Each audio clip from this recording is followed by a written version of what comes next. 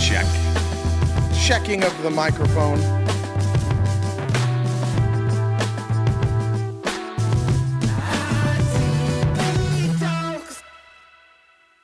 Good morning, everybody. Happy Friday. Hopefully this is the last day that you guys have to work this week. It's the last day that I have to work, but maybe we'll work anyways. Maybe we'll sitting in pre-surgery, Amy Lynn. Sorry about that. That sounds awful. Just have hospitals and surgery centers have TVs. Just have them put on YouTube. That should work. They do that. When I got my root canal in Mexico, they had a TV, and I got to choose whether or not to watch like a show or watch my surgery. I chose to watch the surgery, which was cool. Where's Johnny? Is Johnny here yet? Johnny, if you're there, I know you had chemo this week, so hopefully you're doing all right. Hopefully you're feeling good. Sorry I missed all of you guys yesterday. I just woke up and had part of an outline done. I was like, I just need a day. I just needed a day to relax. Sometimes I think that that's important. So I won't lie to anybody, make up a story. I just decided yesterday I needed to get outside, and it was a beautiful day here in Arizona, and we took a day. Hopefully you guys take days sometimes, and if you don't, you should, because I feel a lot better today. Thank you. Drew, you're here. Drew, somebody, I got a message about you the other day. I don't know what you did on, whose live was it? It might have been For the Proletariat. Could have been Jeff, End of Species. But somebody just sent me a screenshot of you up there, and they're like, this is your fault. So whatever you did, I got blamed for it. So fuck you, Drew. You dick. Getting me in trouble every day. Other than that, I don't think I have a lot to talk about today outside of the news. Today, we are going to play a good amount of the interview that Sean Ryan had with Khanna. I thought that was really, really interesting. I'm not like a huge fan of Sean Ryan, but what I do think Sean Ryan does really well is he asks a bunch of questions, and he usually lets people answer in long form. So fix the screen. What's wrong with the screen? We got something wrong with the screen? Do I remember the name of my new friend? I don't remember what you're talking about. You have new friends? I don't know. That's what I was. Did I get a new friend? I don't know. What did you do? I mean. Maybe I was saying, remember before you put on a video. Oh, that's yeah. Oh, what? It is. Did someone say that? You look a little scrunched on Twitch. Scrunched? Yeah. You want to send me a screenshot? What does scrunched mean? Kind of scrunched. It's kind of compacted. So am I looking bulky? You're looking thick. Oh, Pop-Tarts guy. Oh yeah, that new friend. No, I haven't seen him again. I went and I got more. That guy. Went and got more stuff from the dispensary, and I went over there. I didn't see him, so. I don't know. Maybe it doesn't look all that different. All right. Well, sorry. I was trying to find something that you did wrong, but I'm not seeing. Maybe. Holy shit! Do we have a day so far that I didn't do something wrong? Is that the day we're having today? You haven't tried to play a video yet. So. That's true, but I'm ready for it. I'm ready to do it. I mean, I already gave you a heads up, so I feel like that's cheating in a roundabout way. Thanks, audience, for helping me cheat. That's good. We'll jump right into it. Watch this before we even play it. I want to show you this from Trump's Davos speech. I think is today. Also, a heads up: we may have issues with the show today. X is currently having a ton of outages, and a lot of the clips I get are from X. So if we have problems with clips, we'll just on the fly try and find other ways to find them. Yeah, I did see he had a round table. I don't know when his Davos speech is, but let's start with this, because here's Kevin Hassett giving us an idea of what his Davos speech is going to be. Uh-oh. Uh-oh.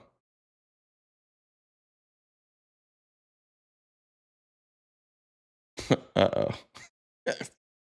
Rip.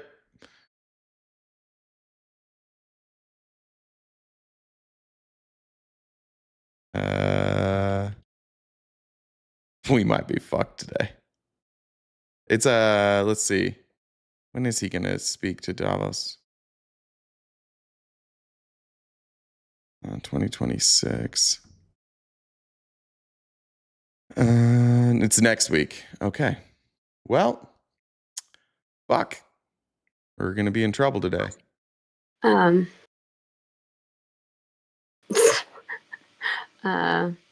it's. Oh, there it goes. Pulled up here.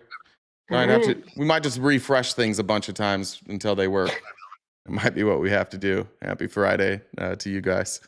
Here's Kevin Hassett on what to expect this coming week. Davos, we know there's the big housing speech. What else can we anticipate? God, that is quiet. Yeah, there's also going to be some look at the new world order that President Trump is creating. And, a lot of countries. We're just saying new world order now. Remember when that was like a conspiracy theory? And everybody was worried about new world order and Trump was going to break down the new world order. They always talk about the globalists and how the globalists are trying to take over other countries. And now we're just doing it. They're just out and out saying it. This is what's a little alarming from my MAGA friends is now they're just out and out saying it. I actually had a long conversation with Admir yesterday, and I'll probably reference it a bunch today. But one of the things that we talked about was just like MAGA's incuriosity and inability to take what this administration is saying seriously. But here's the rest of that clip. The world order that President Trump is creating. And, a lot of countries that were, whining about tariffs 6 months ago and saying that President Trump was going to harm their economies had pretty good years. And I think it's in part because people recognize that President Trump has made it so that we are the shining city on the hill again. We are the engine of global economic growth because the U.S. is really that strong again. Their argument at Davos is going to be, see, it wasn't as bad as you thought. That clip can't be turned up, sorry. But that's going to be their argument is, see, you said it was going to be terrible and it was not that bad. But then he mentions this, and I keep seeing this from Kevin Hassett and members of the Trump team. They're clearly trying to like put out this narrative of the city on a hill. Economic growth because the U.S. is really that strong again. Yeah, and I think it's All right. What do you want, Nicholas? Nicholas, why are you freaking out? Real quick. Dude, tell me to fuck off or something. There's no traffic in your comments. All right, Nicholas, fuck off. You need some attention today? I want to talk about the Shining City on a Hill speech because it's been bastardized. It was a little bit bastardized by Reagan, but now they're using it in a way that it was never intended. So I want to go hear from the National Endowment for the Humanities talking about the original City on a Hill. Originally, this was from John Winthrop. And National Endowment says this, but the content of Winthrop's sermon, what Miller thought Winthrop was actually saying or proposing as a model, differed radically from what Reagan and others would make of it. According to Miller, this sermon called Puritans to model radical communal solidarity, had nothing to do with the American dream, nothing to do with bettering one's life, nothing at all to do with making money or getting ahead. In fact, Miller claimed Winthrop specifically rejected all such ideas, going it alone, pulling ahead of others, getting rich, or even trying to. These were the very dangers that Winthrop sought to guard against. Society's success depended instead on mutual affection, being knit together in this work as one man. According to Miller, the Puritans exhibited a mighty conviction of solidarity, a living cohesion and concept of a fellowship united in a common dedication. Unlike today, Miller insisted, New England theorists thought of society not as an aggregation of individuals, but as an organism functioning for a definite purpose, with all parts subordinate to the whole, all members contributing a definite share, every person occupying a particular status. According to Miller, the commitment to a higher cause and the dedication to God had made the Puritan community unusually successful, and the success of their venture, the wealth it generated, had eventually undermined the venture itself. When Puritans started making money, their purposes collapsed. 100 years after the landings, they were forced to look upon themselves with amazement, hardly capable of understanding how they had come to be what they were. They had lost sight of their cause and plan, their purpose and devotion. For Miller, the point of failure was clear. The demise of the Puritans did not arise from external opposition. Rather, it came about from within. It was caused by the Puritans' own success. Then you fast forward to how Ronald Reagan used it, which I still actually think is a little different than original, but far different from how Trump is using it now. I wanted to give you an excerpt from his speech. You can find this at the Reagan Library, but when he referenced the city on a hill, this was on his way out. And this was Reagan on his way out saying, we did it 8 years. We were great for 8 years. And we are now the shining city on a hill. And what he says at the end is, and that's about all I have to say tonight, except for one thing. The past few days, when I've been at that window upstairs, I've thought a bit of the shining city upon a hill. The phrase comes from John Winthrop, who wrote it to describe the America he imagined. What he imagined was important because he was an early pilgrim, an early freedom man. He journeyed here on what today we'd call a little wooden boat. And like the other pilgrims, he was looking for a home that would be free. I've spoken of the shining city all my political life, but I don't know if I've ever quite communicated what I saw when I said it. But in my mind, it was a tall, proud city built on rocks stronger than oceans, windswept, God-blessed, and teeming with people of all kinds living in harmony and peace. A city, and this is where it's so remarkably different from where we're at now, a city with free ports. Free ports, not encumbered with tariffs, not a police state. That hummed with commerce and creativity. And if there had to be city walls, the walls had doors, and the doors were open to anyone with the will and the heart to get here. That's how I saw it and see it still. This is a complete bastardization of both famous Shining City on a Hill speeches. Whether you agree with it or not, what they were envisioning is people working together. It wasn't about money. It wasn't about, does the United States have the biggest GDP? Does the United States have the most money? Do we have the most consolidated wealth? Do we have the biggest military? Both of them were talking about it in a way that like people would be united, and that if you wanted to come to America and work here, the doors were open. And today it's like, if you want to come to America, the doors are open, unless you're brown, in which case the doors need to be closed and we will send you back. This current like fascist authoritarian regime has led so many people to believe that they're on the right side of history and that they're doing what Americans have always done and that they are protecting America. But what they're actually doing is they're creating exactly what the founding fathers were against. Now, the founding fathers didn't envision that this would be some sort of ethno-state with an authoritarian president where Congress just did nothing, just sat around and cheerleaded, holding hearing after hearing after hearing, trying to prove wild conspiracy theories that the president espouses. Nobody envisioned this.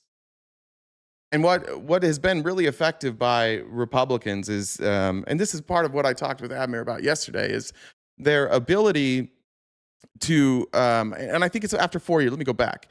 You have 4 years of Joe Biden, and for 4 years of Joe Biden, Donald Trump yelled at us every single day, and they accused Joe Biden of being running a crime syndicate. They accused him of opening the borders and flooding the country with 20 million illegal immigrants used for the census to gain representation in Congress, which just on its face is silly, right? Because who benefits from that? Who benefits from people that are here illegally being counted on the census? It's not just Minnesota. It's not just California. It's Texas. It's Florida. It's Arizona. It's Nevada. It's Utah. Red states benefit in the exact same way that blue states do. And since most of the states on the border are red states, they're also going to benefit. But we don't ever talk about that. We don't talk about the additional representation that Texas got. Why do you think he doesn't talk about that? Or do we have MAGA here yet today? Why don't we talk about that? Why don't we talk about the fact that Texas has more representation than they should? Is Texas saying like, oh, we're gonna factor out people who are here illegally for the census? No, they're not doing that. Why not? Because it's not really about that, right? Wanted to show this too. This was alarming, and this is where we're at now. I should have added this to the outline. We're gonna have a problem with this on X. See if I can get X to load. Probably not gonna be able to. I'll just tell you about it. Yesterday, we're already. All right, let me appeal real quick. TikTok is limiting our visibility already. There's a video that Matt Walsh put out yesterday, retweeted. It's a guy, he works for NBC, and he's driving through, I believe it's Minnesota, but I didn't check that. It could have been Ohio. And there are groups of protesters, and he's driving in like a white, maybe Suburban, and the windows are darkly tinted. It looks like an ICE vehicle. And as he's getting in, this group of protesters is trying to look in his car. They think that he's ICE. And just frankly, they're out of line. They can't just be stopping cars like that and harassing people. I think that what the protesters did here in this case with this guy, probably a scary experience for him. They're demanding to look in his car, and he's like, look, you can look in my car. You can look through here. You can see its camera equipment, but this stuff's very expensive, and I don't want you guys touching it. I don't want you going through it. I understand what you're doing. I understand that your emotions are running hot, but like, you can't go through my car. And they're not yelling at each other, but this one guy de-escalates the entire situation, and he leaves peacefully. So in this scenario, I would agree that the people that are protesting are doing something that they shouldn't, but the guy de-escalates it brilliantly. And Matt Walsh goes on and retweets it and is like, this guy should tell him to fuck off. And then the whole chat's like, I'd fuck them up if they did that to me. It's like, this is the perfect example of how to de-escalate and lower tensions. And Matt Walsh thought, I need to fan these flames. Like, we can't have any of these videos out there on the internet where people are like de-escalating and keeping people calm. We just have to fan the flames. And that's kind of where we're at now. We're at a place where we're legitimately calling Renee Good a domestic terrorist. That's fucking crazy. Yeah, everybody that's calling her that, like, I think you also know that she's not a domestic terrorist. Like, Timothy McVeigh is a domestic terrorist. He bombed a government building. That's a domestic terrorist. Renee Good is a domestic terrorist. And then you link them. And now the FBI is going through and they're trying to link anybody who is organizing protests. Now you guys are domestic terrorists. If you're on a list right now, if you and your friends have organized, like, here's where we're going to go, you're a domestic terrorist now. Nobody historically has been like, you know what we need in America? We need an authoritarian leader who squashes protest. And I'm deeply, deeply ashamed of the amount of people we have in this country who are cheerleading an authoritarian takeover. Doors are open if you have a proper ID. Well, Patrick, what do you say? And I appreciate the well wishes yesterday, Patrick. What do you say to the people who do have proper ID and who are being stopped and have officers going door to door, knocking on their door, demanding to see their identification? What do we say to those people? That's a clear violation of their Fourth Amendment. What do we say to the people who are having their rights violated just because of the color of their skin? That's a good point, TikTok, Kitty Bear. The real IDs, as a proper noun, real IDs. Congress passed a law saying that we had to use real ID to confirm citizenship. But now even people with real IDs, ICE is saying, we don't count that. We need more than that. What do we say to those people? It's just okay? It's okay to have your rights violated because ICE needs to do something? Who's getting that's pretty good. That's fair. Listen, I actually kind of agree with that. Someone said, like, who's getting political advice from people with, like, what are those things called? Funko Pops. About 2 days before my best friend died, he gave me all that's just some things that I like. So he's got Happy Gilmore, he's got Tiger Woods, and he's got stuff from Parks and Rec. So that's just a homage to my best friend who died. So now, does that feel good? Maybe we don't judge people's political opinions on if they have toys in their background. Right? You've been seeing people getting upset at Waltz for saying to be peaceful. Yeah, look, I agree with that too. Like I don't think that we're alone on de-escalating. I think that there are people on the left who are just they're so angry that they don't want to de-escalate. And I also admit that it's hard sometimes to de-escalate. That was part of the reason I took yesterday off, is it just whatever small role we each play in escalating or de-escalating tensions, I had to look in the mirror and just be like, am I escalating or de-escalating? Sometimes I'm escalating. Sometimes I go a little too far. I might feel justified at the time, but like, can I look back at the last 6 months and say there were times I should have phrased things a little bit differently? For sure.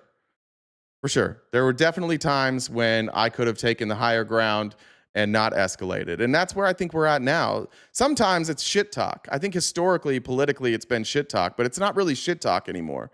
Like we're dealing with real lives now. Real people are losing their lives. Real people. There's ICE yesterday, or possibly the day before, shot a man through his door. They shot a man in the leg through his door at his home. And this guy, by the way, was coming home from a check-in. He doesn't have status here, but he's working on getting citizenship, and he's required to check in with ICE. I don't know if it's weekly or monthly, and he's required to check in. And he did it over and over and over. And he went and he checked in again, trying to follow the law.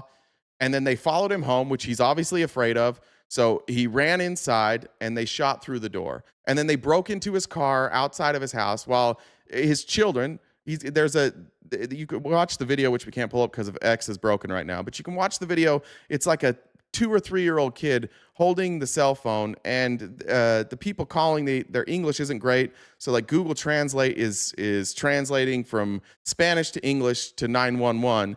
And they're like, he's shot. So these kids are sitting in the house with their dad shot in the leg. For what? Where was he going to go? They're outside. They're surrounding his house. Why do you shoot? You can't shoot somebody for running away. Even if you say he was evading them, they weren't in danger because he was inside, but now ICE is just shooting. I'm sure ICE had a good reason. Yeah, I'm sure. Give me an example, Isaiah, of what would be a good reason to shoot somebody, an unarmed person, through the door with kids around. It's hard for me to imagine like a good reason to do that. Their 10-minute training didn't work. Yeah. Can you believe it? Their 47-minute training. Can't believe it. Just a reminder, guys, we are crowdfunding. And today's going to be kind of a weird show because a lot of our links aren't going to work. So it's going to be a lot of me talking.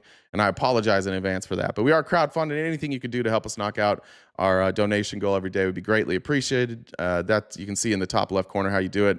And, of course, on TikTok, send gifts. And that's how they keep us. That's what the HR rep at TikTok has told us, is like, you get more protection if you're gifted. That's just the way that it is. I hate asking for it, but it does help. So if you would like seeing us on TikTok, who doesn't pay us for views, that's how you keep us on TikTok. I don't see Proud Boys, the other white nationalist parties, anymore because they all got ICE jobs. Maybe.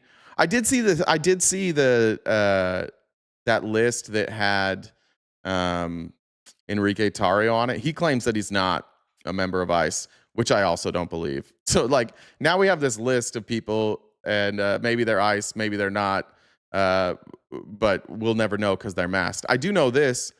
I do know that Republicans held a hearing on Jan 6 yesterday, and they brought Stuart Rhodes, who was convicted, and by the way, not pardoned, of seditious conspiracy, and Republicans invited him to sit in the reserved section, front row, for the J6 hearings.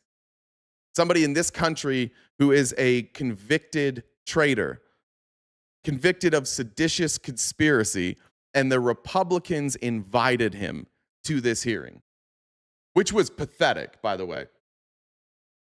If our links don't work today, maybe I'll just pull up that hearing.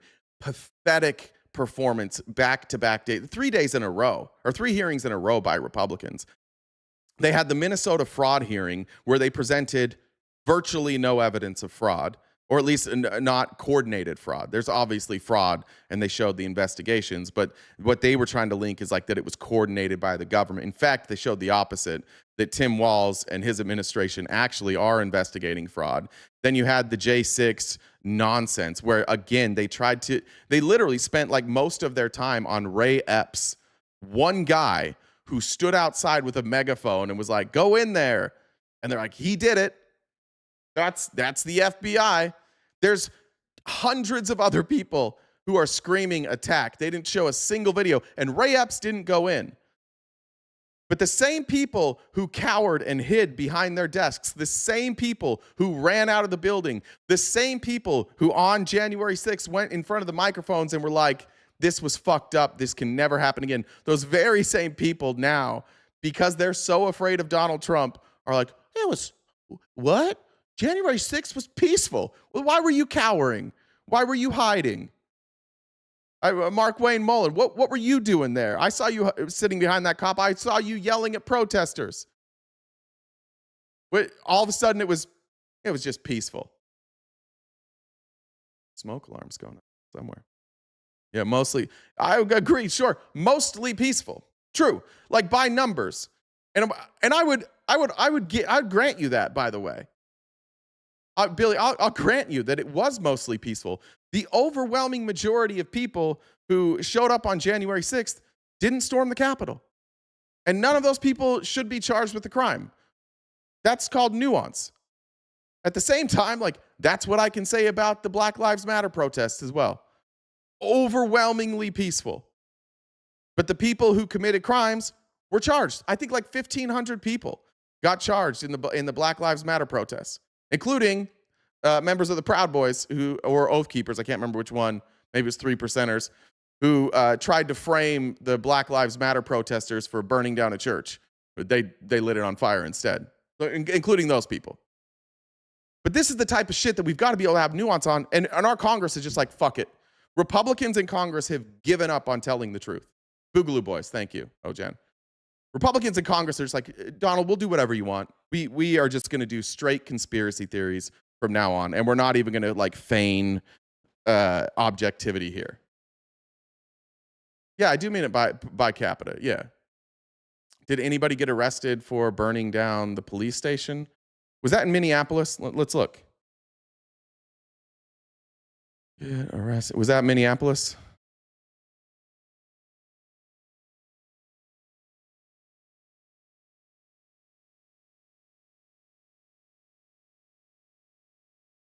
Ivan Hunter Harris. Fined $12 million. Okay. Multiple people were arrested and convicted for arson and related charges, particularly for the burning of the Minneapolis Police Department's 3rd precinct in May 2020, including Dylan Robinson, Brandon Wolf, Bryce Williams, and Davon Turner. Dylan Robinson pled guilty to conspiracy to commit arson, sentenced to 4 years in prison. Brandon Wolf was arrested wearing police gear, pled guilty to conspiracy to commit arson. Bryce Michael Williams, also sentenced to 3 years in prison for arson. Ivan Hunter, a Boogaloo Boy, was charged and sentenced to interstate travel to incite a riot related to the precinct fire. And Matthew Rupert pled guilty to arson for a separate store fire and received 8.5 years. So, yeah. But notice how many Republicans, elected Republicans, will go on TV and say, who was arrested? Nobody got arrested during BLM. Yeah, they did. That's a lie. The conclusion of today, we're going to talk at some point about undoing Citizens United, but we have to. Somebody tweeted a poll the other day, and I thought it was interesting. It was like, what could we do today to fix the divide in this country? And the number one thing you could do is ending Citizens United, because nobody trusts anybody anymore, and they all assume that they're bought and paid for. And it's kind of a fair guess, honestly. I do think, like, it's hard to find a politician that you can't then link money to, and then you look at their rhetoric and what came first, the money or the opinion? Well, take out the money then, and then you don't have to guess anymore. It's just that's their opinion. Sure. Well, let's look at Ilhan Omar. Let's look at Ilhan Omar's financials. Or what's that? What's the website they do? Open Secrets. Let's go there. Because this is where I think that like we get lost sometimes. Everybody wants to make claims. Nobody wants to research it. We can see where her money comes from. Here's where her money comes from. Her top donor is NVIDIA, $25,000.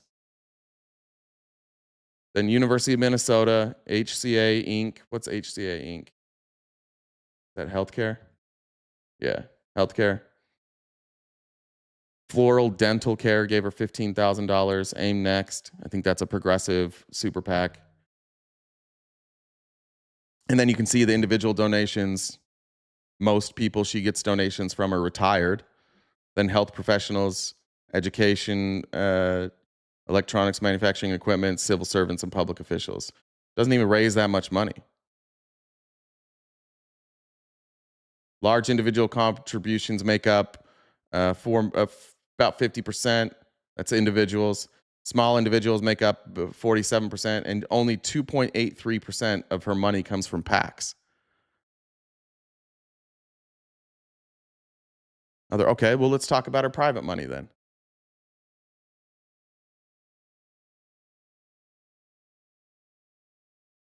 You can pull up the financial disclosures. You literally can see like how she gets paid. How do I scroll here?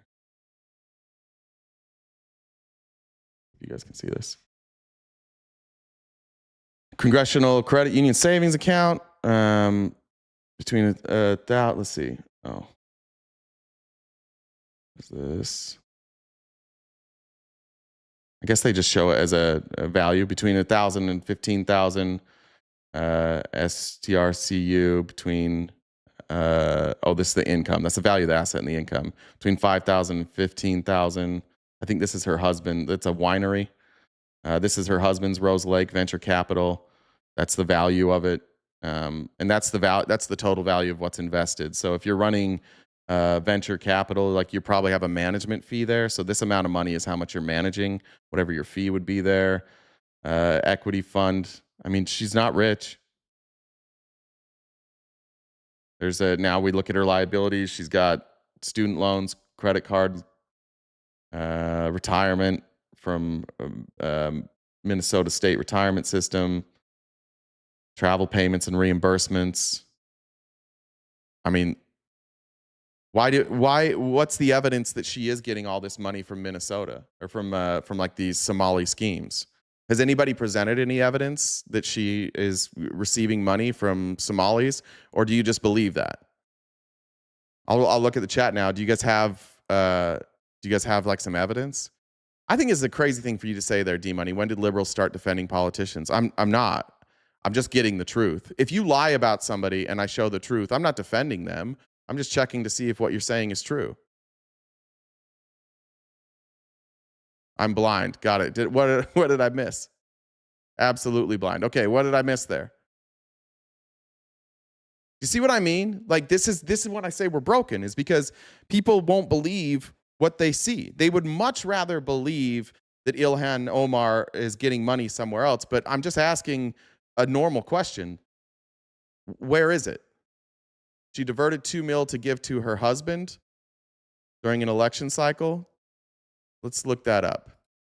Did Ilhan Omar divert $2 million to her husband?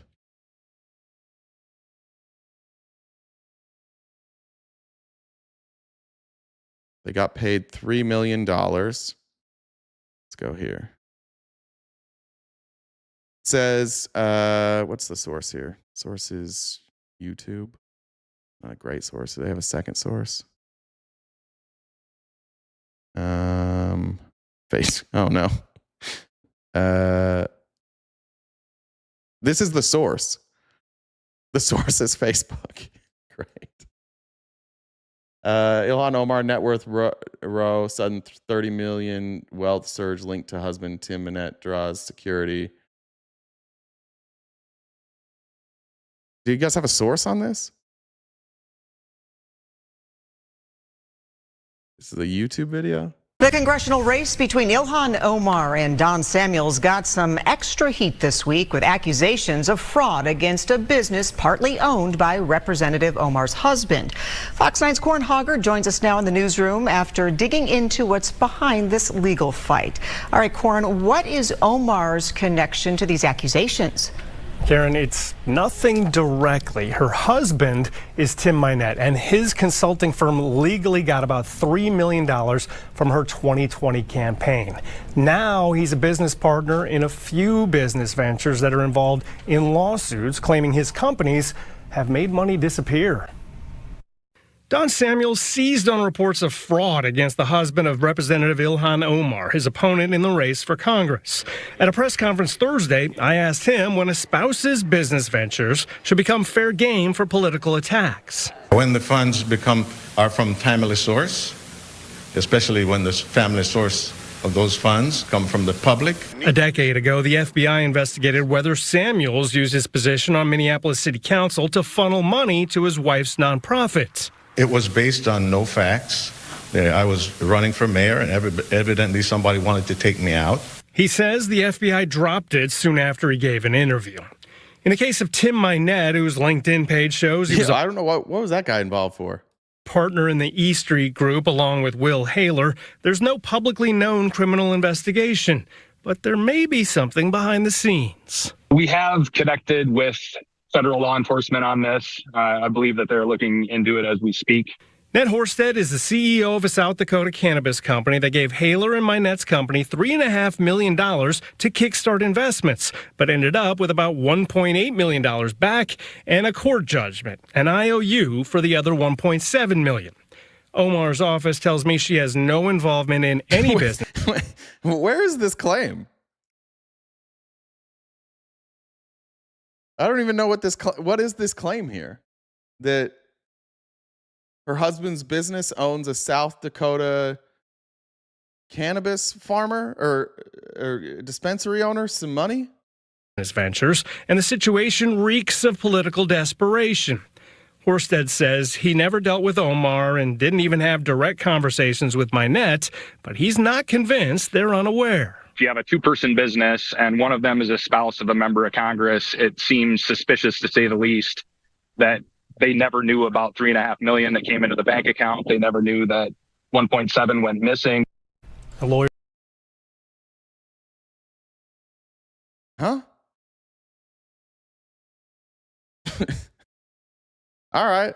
We checked for you. If you guys have a different source, great. Edith says, for it's Fuck It Friday, and MAGA's still dumb as fuck. It's willful at this point. What's frustrating is not like dumb MAGA. It's the ones that can read and they just refuse to engage. Alexandra said, did you see the Right's $3 meal plan suggestion for Admir? I did see that. The HHS said they did a study and they found that you can eat healthy for $3 a day if you have a single piece of chicken, a single piece of broccoli, and then I think it was like rice, which I don't know why you needed thousands of studies to do that. But yeah, that's their new plan. By the way, all these things that they're announcing now, they're like, you should get your nutrients from Whole Foods. That has been the FDA's guidelines forever. That's not new. They're just rolling out shit that already exists and like, look what we're doing. I think Melissa Hortman's assassination had anything to do with her refusal to vote yes on the Minnesota bill that would have poured more money into the... No, I don't. I've seen no evidence to corroborate that whatsoever. You can believe that if you want, but I haven't seen any evidence of that. Doesn't seem like it based on the evidence. All right. Anyways, we tried. Just so you know, there you go, MAGA. We're trying to be honest here. I looked up your sources. It didn't go very well. However, have any of you looked into Donald Trump's kids and all their contracts with the government? Have you looked into the places where they sit on the boards, like the drone company that Don Jr. sits on the board of now, and their contracts? Have you looked into that at all? Have you looked into World Liberty Financial and the amount of money going through there? Probably not, right? I didn't know. I asked you guys for a source. You didn't have one. I looked up the claim. The original source seems to be from that YouTube video. You can give me a different source. But you didn't give me a source. We need one. Yeah, Jared Kushner. How about the $2 billion that Jared Kushner got from the Saudis? No, that's not important. What we need to do is talk about Ilhan Omar. What's the evidence? I don't know. I won't give you any sources. If you look up a source, I'll just discredit that. Amy said, do we know why Trump sold $500 million in Venezuelan oil and put money in his personal Qatar bank account? You guys know about that? I had a weird experience yesterday. I think I've mentioned this guy before, but there's a guy named Enzo on TikTok that I thought I'd listened to him one day, and I was like, oh, this guy's pretty nuanced. So I had reached out to Admir. I was like, hey, do you want to set up a conversation with him? He said no. And he said that he doesn't want to debate me because I'm anti-Semitic, because there's some guy that came on a TikTok live. I don't know if you remember this, but he came on and he was saying, like, we talked to him for an hour about his number. Like, we disagreed on where these numbers of deaths were coming from in Israel. And eventually we just were like, dude, we don't want to fucking talk to you anymore. Like, this is no use. You're just going to discredit every source and say, sorry, that's not an Israeli source. And so I tried to jump on with Enzo yesterday because somebody said that we were selling Venezuelan oil. And he's like, no, we aren't. And the whole chat's like, no, we're not. We don't sell it. I'd have a problem with it if we were selling their oil, but we're not doing that. We're just helping them. So I just wanted to give him the source that Donald Trump is announcing it regularly, that we are selling their oil, that we stole their oil and we're selling it. And now we know that they're not only are they taking that oil and selling it, they're not going to house it in the U.S. They've taken that money offshore, and it is in Qatar, right? That's the bank account? It's the Qatari bank account. Or is it Saudis? Qatar. We just have no oversight on this weird bank account, and they're just admitting it. And MAGA's like, yeah, cope. Like, this dude's just making billions and doing nothing for you, and you're like, yeah, take that, libs. All right. It hurts us the same way it hurts you. You don't care, I guess. Anyway, so he will not debate because I am bad faith and anti-Semitic. So we're clear on that. All right. I want to talk about what Canada's doing now. As Trump announces the New World Order, hopefully this shit works. Here's Mark Carney yesterday in China. He talks very slow here. This is all being translated, so he's deliberate, so I apologize for how slow this is working. But our best trade partners are looking to do business elsewhere now. Thank you, Chairman Zhao Leji, for receiving me, my ministers, and our delegation. This is indeed a very important meeting and the most auspicious start to the new year and to a new era of relations between Canada and China. We're heartened by the leadership of President Xi Jinping and the speed with which our relationship has progressed in recent months. This sets the stage for these important discussions on a wide range of issues where we can be strategic partners, from energy to agriculture, to people-to-people ties, to multilateralism, to issues on security. And we believe that the spirit and the substance of these discussions. When you say I'm a conspiracy theory, I guess I'm a conspiracy theory and a Nazi. You meant theorist. I am just telling you what Kevin Hassett said.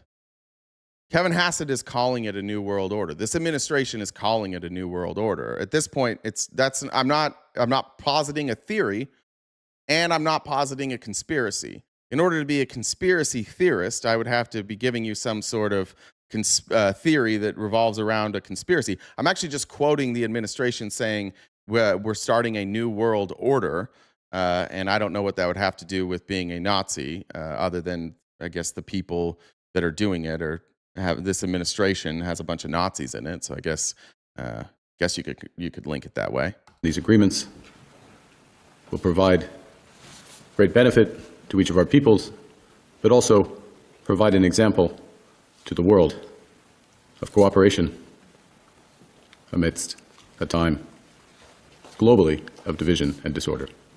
Thank you. This is incredibly significant. If you would have told MAGA a year ago that Canada would choose to do business with China instead of the United States, I think you would have all said that we were all just fear mongering. All of our best trading partners, all of our allies now, we're running out, and they have decided that China, who has a lot of problems, and there's a lot of reasons to not trust China, they trust China more than us now. I guess that's true, Nicholas. They said that a long time ago. It's been in the works for a long time. Conspiracy theories come true. I guess, yeah. If your conspiracy theory was that that Trump was part of the New World Order and that he was going to establish the New World Order, then yeah, I guess if there's people that were predicting that, good for you. I sure as shit didn't predict it. I didn't see it coming. So good for anybody who saw it coming and predicted that before me. I wasn't willing to say that I thought Trump was going to do a New World Order. I thought he would kind of just do his normal Trumpy stuff, but we've went much further. But this is a problem for the United States. We are alienating ourselves from the world, and the way that this progresses is if we alienate ourselves from the world and then we try and get these trading partners back. Obviously, China has leverage. So what are we going to do? Are we going to attack them? Is that the plan? Trump's a puppet. I could see that, Nicholas. I think that's fair. Just that it was going to happen. Trump's another puppet. I do think actually that's I do think that that's probably more likely. The idea that Trump is the ringleader. Yeah, I'm actually kind of with you. Yeah, send me a link, Nicholas. That'll be cool. I probably won't show it live. I'll watch it first. I don't like to show stuff live that relates with like New World Order stuff, just because I never know. But send it to me. You can DM it to me like on Twitter, or Instagram, or something. But yeah, I think that's more likely. I think it's pretty obvious at this point who's pulling the strings. And it's not Trump. Like, Trump's not running shit. Trump is running MAGA, but clearly somebody, like, he's doing the bidding of somebody else. It's not for America. It's for him, but it's also for Russia. It's clearly for Israel. And it's clearly for his rich Nazi friends like Elon Musk and Peter Thiel. Can you even send links in chat? I don't think you can send links in chat. You can send them on Discord. If you look at that, the Venmo username is Jen's Discord username. You could send them there. You can DM me. But yeah, if you want to, or you can just tell me what to Google. I'm fine doing that too. All right. Moving on here. I mean, tell me this isn't fascism. Washington Post now has the story and now the Trump administration is being sued. On Wednesday, we talked about the FBI raiding the home of a journalist who is not accused of a crime, but who is accused of getting sources from somebody in the Department of Justice, or excuse me, the Secretary of Defense or Department of Defense, and that they're leaking classified information to the Washington Post. Now, in a court filing, the man that the Trump administration is accused of leaking this to the Washington Post, he's saying it's not enough for the government to simply allege that a defendant may have knowledge of classified information and is therefore hypothetically capable of disseminating it. It is that if that was enough to detain an individual, it would result in the categorical denial of pretrial release for all individuals charged under 18 U.S.C. 739. Not only is the government's position speculative and conclusory, adopting it would rewrite the Bail Reform Act to provide for a categorical denial of release, a proposition that flies in the face of the plain text and overarching objectives of the statute. For these reasons, along with those that will be presented at the hearing, the government cannot meet its burden of proving by clear and convincing evidence that no condition of or combination of conditions will reasonably assure the safety of the community. They're not presenting evidence of what he took. They're just saying that, again, that because he has knowledge of this classified information and because the reporter reported on it, that he must have disseminated it. That's it. And for the reporter, by the way, for them to raid the house, the reporter has thousands of leaks. And when they raid the house and get access to the computer and the phone, now we're talking about identifying sources. And some of these sources might have nothing to do with classified information. What this looks like to me is the FBI overstepping so they can continue what Pam Bondi is trying to do, which is locking up leftists without any crime. Trying to create this criminal conspiracy of Antifa and basically saying anybody who reports negatively against this administration is guilty of being a member of Antifa and sedition or seditious conspiracy against the United States. That would include me, by the way. Like, this is part of the reason that, like, yesterday taking a day off and in talking to other friends who are creators, like the amount of stuff that's happening to people, the amount of rights that are being infringed on. Being somebody who speaks out against Donald Trump now makes puts your life in jeopardy. That's the reality. Yeah, just like me. And and because there's cheerleaders like you guys, that makes us unsafe. I don't really get into it that much, but like, there's threats. I regularly get threats. Some of them are credible. Like, there's a police file with the threats that have been put on my life. And you're cheerleading for it, which is a bizarre thing. Yes, it is stop or don't because you are done. I'm looking you up now. Somebody screenshot that from Brandon Zander. Thanks, Brandon. Add you to the list. Appreciate that. All right. This was fucking crazy. I want to show you Caroline Leavitt losing her fucking mind yesterday. And Benny Johnson, of course, celebrating this. Let's see if this loads. I wanted to show it from Benny Johnson because I want you to see what he says. Benny Johnson says, want to see a career ended on live TV? A fake news reporter just called the ICE agent who defended himself against left-wing attacker Renee Good a murderer. Press Secretary Caroline Leavitt absolutely demolished him in less than 60 seconds. Just watch how this plays out. These people are all insane, especially Caroline Leavitt. She's falling apart. She's really starting to struggle, but let's just walk through this. Renee Good, unfortunately and tragically killed.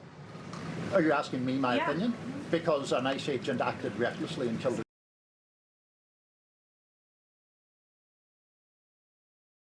Renee Good, unfortunately and tragically killed. Are you asking me my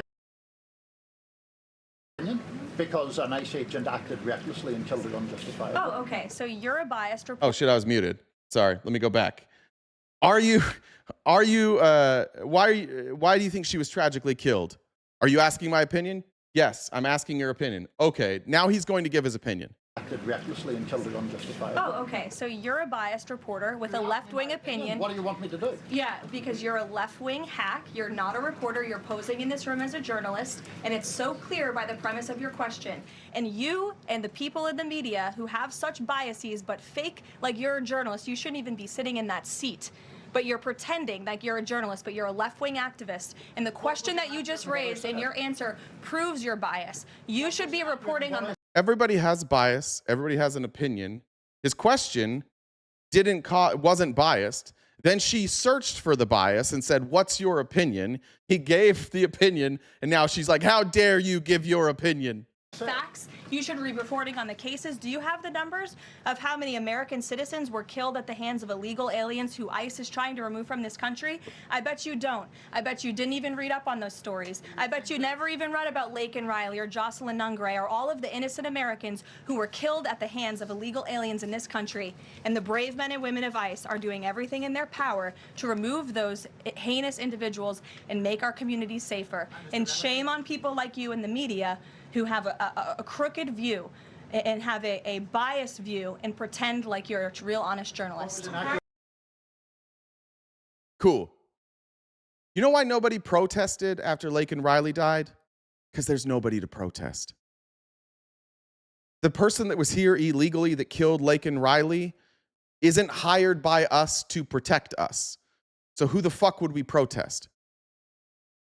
Republicans are so busy being in their feelings and complaining about shit that they don't even recognize what the fuck they're talking about. You protest against the government. Your freedom of speech is for protesting against the government. So if my neighbor shoots my other neighbor, I have nothing to protest. If the police shoot my neighbor and I think it's unjust, then I protest because that person has a duty and an obligation to protect the people. And that's what ICE has. That's what our government has. That's like the preamble to the Constitution says that's the goal of the government. It's to protect us, to keep us safe, to ensure justice. So if you feel that there has been an injustice done by your government, you protest. And it's fine. You're allowed to protest. If you break the law during that protest, you can be arrested. But to say that for anybody, like it's like the people protesting on January 6th. Like, were they wrong? I think so. Can they protest? Yeah. Who are they protesting? The government. That's a valid protest.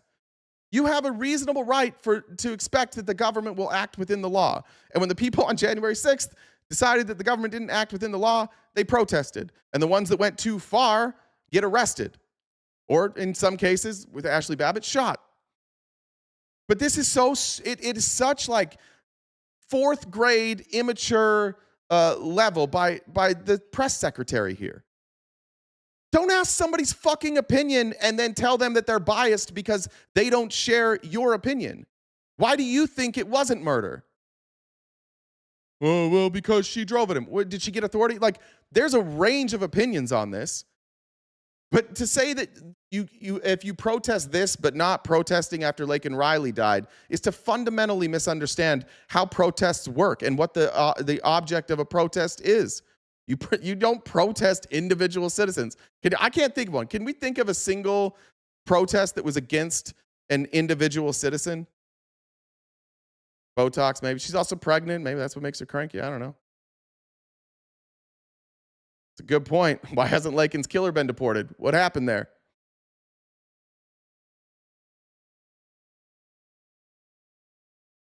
Thank you, David. David said, give this turd money. I appreciate that, David. This guy, Fox, says, I'm fully convinced MAGAs never actually listen to what Trump says, only what other people say he says. I agree. I don't think they tune in when he talks. I agree. Like, for somebody to say that we're not selling Venezuelan oil is crazy. Of course we are. Trump's bragging about it. How, as a MAGA person, would you not know that? Did you guys know that, MAGA? I hope so. I hope that you're not like these content creators who go out there and pretend that that they know what they're talking about and just lie right to their people. And then when they're confronted with the evidence, their people are like, I don't believe the evidence. Donald Trump was probably kidding. All right. After this same press conference, by the way, where let's get back to Caroline Leavitt. Women of ICE are doing everything in their power to remove. Where she says that this guy is biased, and the fact that he's biased means he's not a real journalist. He shouldn't be here. Clearly has a bias. I want to show you how this press conference started. This was the first question of that same exact press conference. This will load.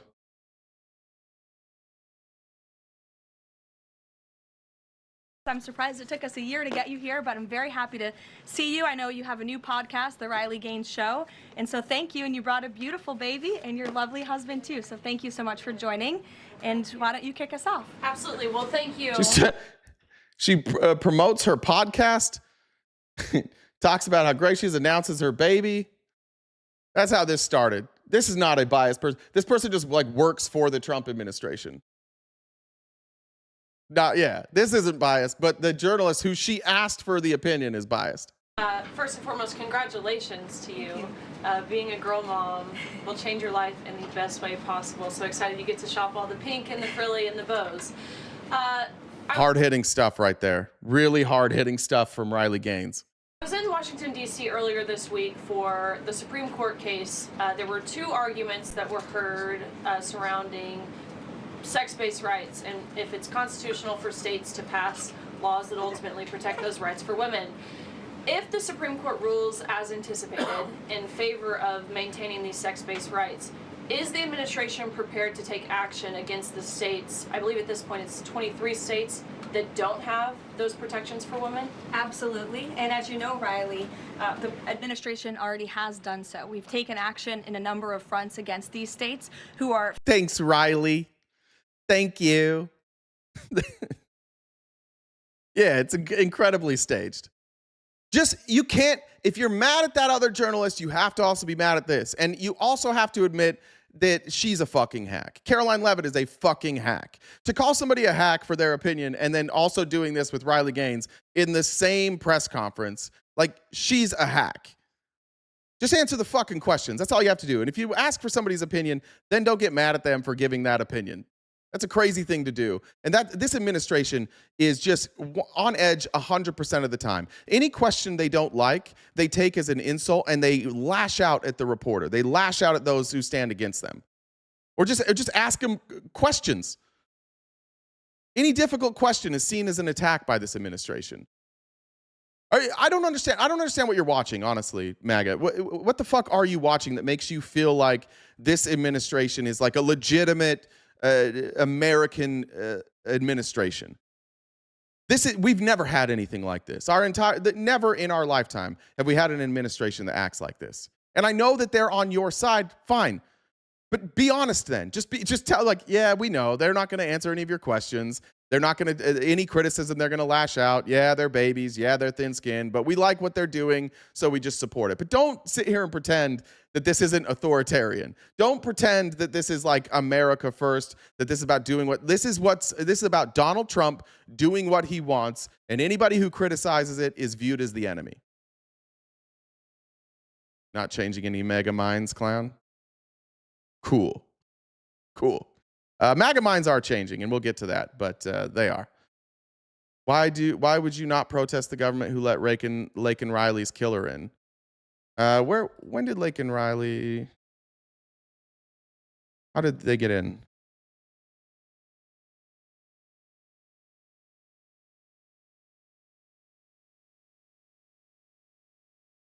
I don't remember what it was for. Let me look this up. How did they enter the United States?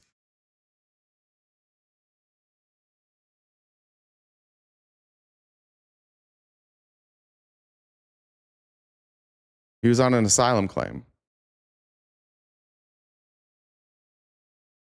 Should have changed the asylum rules.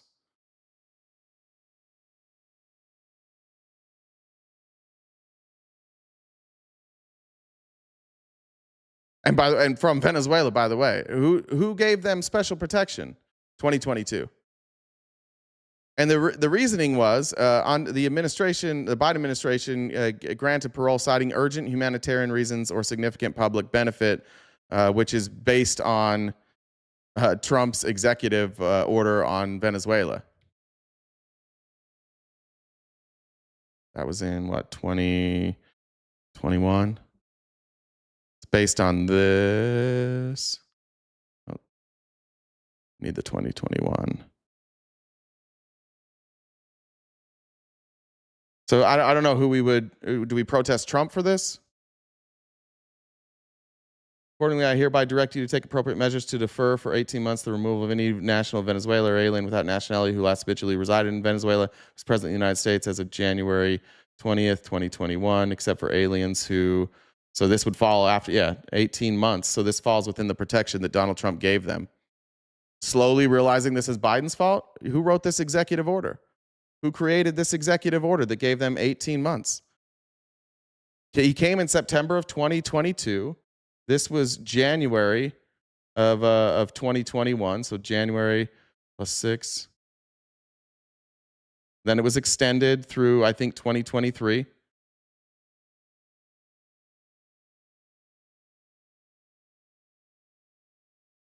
I don't know.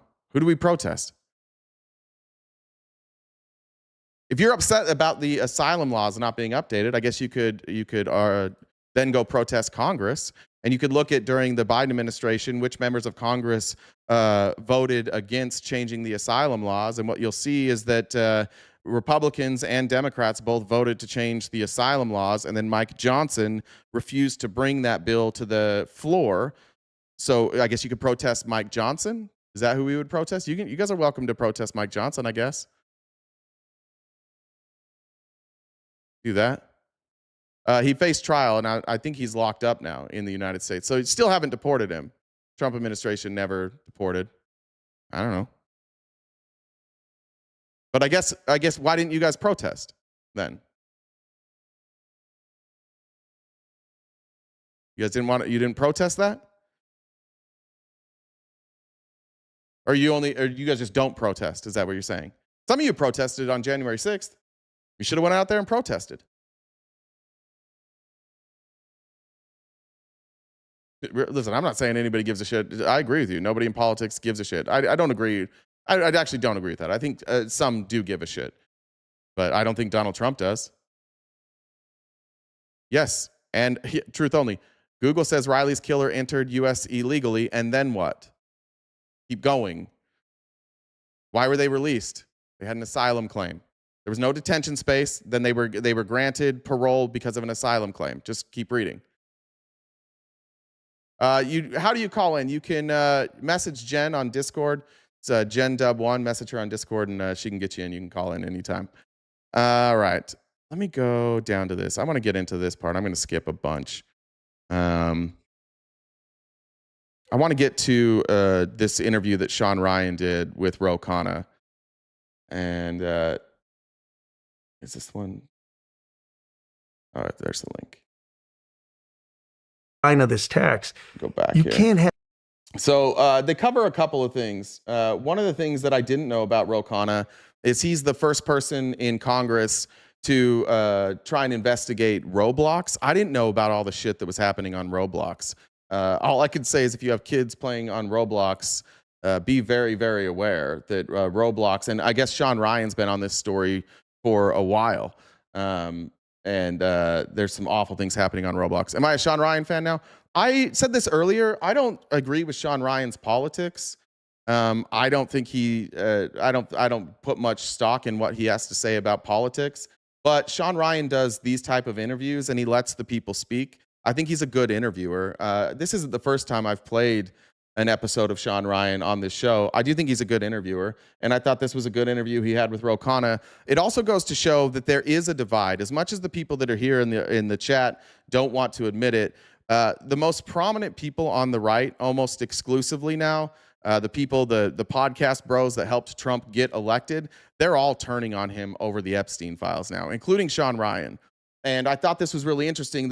One, that he even had Khanna on there.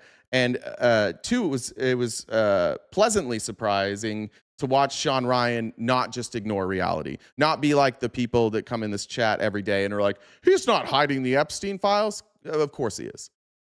Folks, they call the FBI. The FBI says, we're not going to do anything. The FBI says, what the fuck does talking about, excuse me, that's where this starts. The victims of the Epstein called the FBI. The FBI didn't do anything. FBI do? So what do they do? I'm sorry, I'm gonna cut you off. I've been covering this topic for a long time. Yeah. I started this with Ryan Montgomery about 2 years ago. I know you did. Then I brought on Tim Tebow. We're bringing on your buddy Schlepp, who's going after Roblox. Yeah. Damien said a little extra money for yesterday. Bang, bang, Niner gang. Thank you. While this is playing, guys, it's going to take a while, and I'll interject from time to time. But, oh, that's why that went there. Son of a bitch. This was the wrong spot, actually. Let me go here. But while we're doing this, if you could help us knock out our gift goal, that'd be greatly appreciated. Let's go. Let me just restart it, because I think the link actually was started at the right place. Here we go. Massey and I will be introducing inherent contempt, and Pam Bondi can be personally fined up to $10,000. Sean Ryan, if you've never heard of him, Sean Ryan hosts a podcast. He's former, I believe, FBI or military. I can't remember what, but he hosts a very prominent right wing. I mean, they get like 4 to 5 million views every episode. That's crazy that you haven't heard of Sean Ryan. $1,000 every day. She's breaking the law, and she and other people at the Justice Department can be put in jail. How would you ever be Navy SEAL? Thank you. certain that the evidence wasn't destroyed?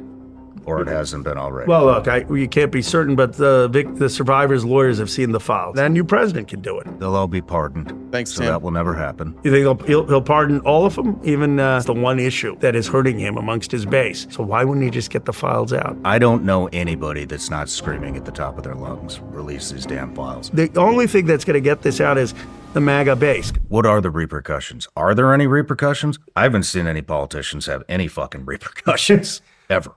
Well, there are repercussions. First of all, they thought, okay, they're going to do the release, and people are going to forget about it. They'll release a bunch of BS and then no one's going to care.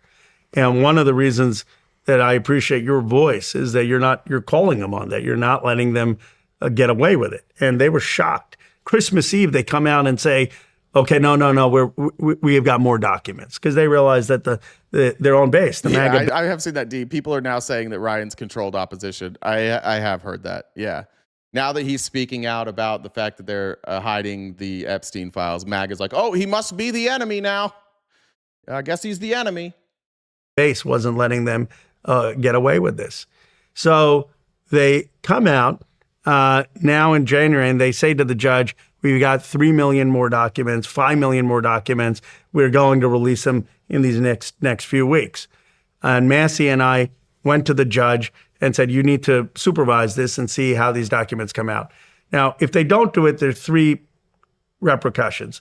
Massey and I will be introducing inherent contempt next week, which only requires the House to pass it. And Pam Bondi can be personally fined up to $10,000 every day that the documents don't come out. That's it? No, that's the first. The second thing is, I don't understand why you guys say like he's more like a Democrat before Obama. Meaning what? Like he's basically a Republican, except for he doesn't like pedophiles. Is that what you're saying? That seems to be the difference between Sean Ryan, the Sean Ryan I know, and most of you. Like he advocated for Trump. He had on JD Vance. This is a very right-wing show. You'll hear him interject with Ro Khanna here later about taxes. Like he's clearly right-wing. Is that the dividing line? He has all the same policies that you guys do, except for he doesn't think we should cover for pedophiles. Is that what makes him like a Democrat? Is that what you're saying? He's breaking the law, and she and other people in the Justice Department can be put in jail. I mean, they can be prosecuted. Now, I don't think Donald Trump's going to do it, but we're going to have a new president, and that new president can do it. They'll all be pardoned, so that will never happen. You think he'll pardon all of them? Even yeah, of course. Why wouldn't he? Well, this leads back. I even went back and I checked this. When Joe Biden pardoned the J6 committee and his family on the way out, I wanted to make sure that I said this. There were at least some of us who were like, that's a bad idea. That's a bad idea. It's a bad precedent to set. You shouldn't do preemptive pardons. You shouldn't just do like pardons of people from your administration because you're worried that the next administration is going to pardon them, because now what you've opened up is an administration anywhere that can come in, break the law, pardon themselves on the way out, and you're good. That was a bad move by Biden. And now Trump has justification. He can do this. What are we going to say? Like, how do you even, like, if Trump pardons people on the way out, and we're like, hey, he shouldn't do that, they're going to say, well, Biden did it. How do you argue that? Then we're left like, oh, well, Biden pardoned innocent people and Trump pardoned guilty people. How do you know there was no court case? Now we're stuck. It was a dumb fucking move for Joe Biden to do that.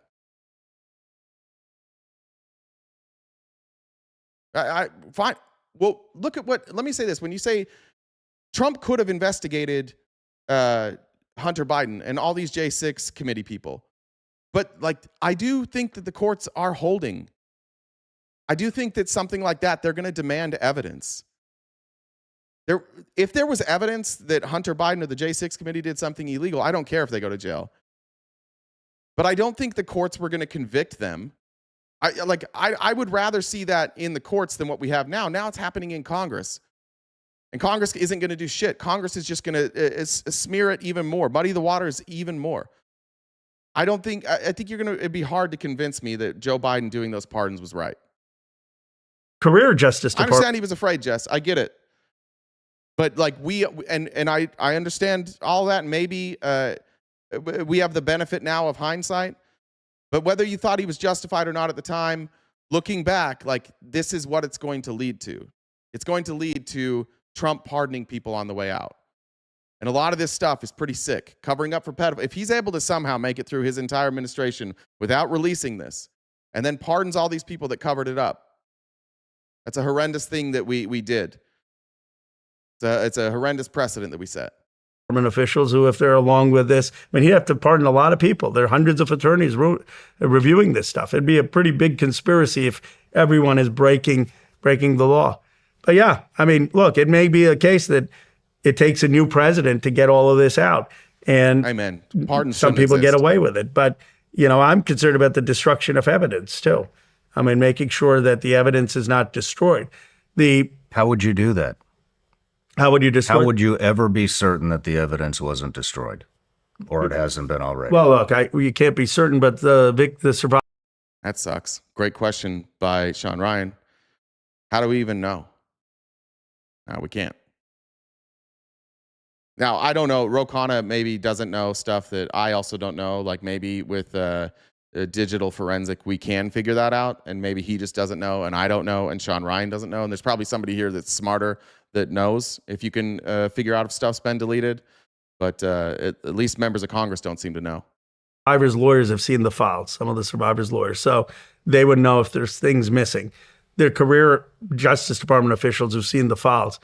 And it now, if you're part of the group that are destroying these files, you're taking a big risk because you're violating the law. You could be prosecuted. I mean, it's not just people in Trump's circle. You're a career prosecutor. You're really risking your career if there's prosecution. So I do think we're going to get to the truth of the matter. Whether we're going to get accountability for Bondi and Patel, I mean, we're trying everything we can, but ultimately, if Trump pardons them, yeah, they get away with it. I mean, let's just reverse engineer this. So you say the only thing that needs to be, maybe you didn't say the only thing. The way I took it, the main thing that needs to be redacted is They can't even redact stuff properly. No way they can delete stuff properly. Let's hope so. 1,200 names. Correct. The victims' names. Yeah. You're a Silicon Valley guy. You mean to tell me we can't create a fucking AI program that just redacts the names in about, I don't know, 3 minutes? Yeah. Put all 3 million files in there, just blacks them out. We can't. All the people over there in Silicon Valley, Palantir, all these things, they can't figure out how to make a program that just redacts that real quick. They could. I'm sure they could. I know I'm being a little facetious here, but they could. No, look, I mean, obviously they want to drag their feet. They'll claim, okay, that's not enough. There needs to be human check on AI. Fine. Massey and I are less concerned about the time. If they had come back to us and said, look, you're pushing too fast on December 19th, we're going to do it by March 15th. Fine. The problem Charles says sending you money even though the Seahawks are going to win. Appreciate all you do. Go Hawks. Watch it, Charles. Ryan said for Friday, sorry guys, been slammed and hit and miss with the show this week. Good to see you, Ryan. Thanks for being here. Is they're not releasing the actual documents. They're releasing fluff. I mean, here and there they gave us something, but they're not releasing the witness memorandum. They're not releasing the Epstein files. They're protecting people. And Trump is out there himself saying, yeah, a lot of people get hurt. I don't want my buddies to get hurt. That's what I don't get. I really don't get why he doesn't just come out and get these files out. And what is the force? What is holding it back? There's some force more powerful than just campaign donors involved in covering this up, because otherwise it doesn't make sense. It doesn't make sense why they're fighting so hard. I a little bit disagree with this, but there seems to be a network of people and directions that are actively working on not releasing the Epstein files. You can track online accounts. You can track online activity. You can connect bots of people who are trying to dismiss the Epstein files. You can connect them to Russia. You can connect them to Israel. You obviously can connect them to Donald Trump. You could easily say, even if you just look at the way that coverage is being pushed out on Twitter, like you certainly could make a connection to Elon Musk. Why is it that Nick Shirley's story just happened to be on the same day of the Epstein files and it was pushed out through the algorithm? You can look at it's significantly more pushed out than the release of the Epstein files. Elon, who controls the algorithm, is out here retweeting Nick Shirley on that day. All the big MAGA accounts on the day that we did get some of the the day that the Epstein files were supposed to be released, that didn't become a story. Them covering it up didn't become a story. Why? Because Nick Shirley's story was out there and they were all pushing it. Why? So you can certainly at least make the accusation that Elon Musk doesn't want this out too. You make all these accusations. There's a lot of powerful people who are working to keep this buried. To keep these files. Like, you can say a lot of things about Donald Trump. He understands politics. That's crazy. The financial crimes, and this is where we're fucked with Republicans, the Christian right. The financial crimes are worse than trafficking and sexually abusing children. Stealing money is worse. Is that what you want? Is that really what you want to say, Universe Middle Productions? Is that your actual opinion? It's that defrauding the government of entitlement spending is worse than covering up sex crimes? That's crazy. That's a crazy position to take. But that is the position of the Republicans. The Republican position is, we don't want to talk about this. We want to talk about fraud in Medicare. They are both crazy. Well, no, I'm asking you a very specific question. Which is worse, Universe Middle Productions? Sexually abusing and trafficking children, or stealing money from the government? Because now you're in the middle. I see the backpedal. But what you said originally was that the fraud was way worse. So let's try again. Which one's worse? Or do you think they're equal?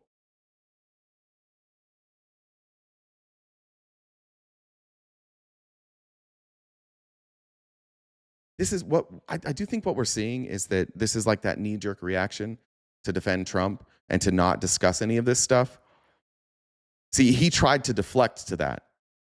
But then, like, when you get down into what the crime was, obviously it's worse, right? Obviously trafficking children is worse. You misunderstood. They're both. They contribute to the 1998 financial crisis. Excuse me. I'm asking which is worse. You either say the fraud is worse, the trafficking is worse, or they're the same. That's the question I'm asking you right now. 2998. Just one more time, bud. Please don't run from this. You can just admit that you misspoke. You can just say, like, you know what? I was a knee-jerk reaction to defend Trump. I misspoke. Obviously, the sexual abuse and the trafficking is worse. Just say that. Brother, you got to answer this question, Universe. You got to answer this question, please. Stop writing other stuff. Answer this one. What's worse, trafficking children, sexually abusing children, or defrauding the government from Medicare funds?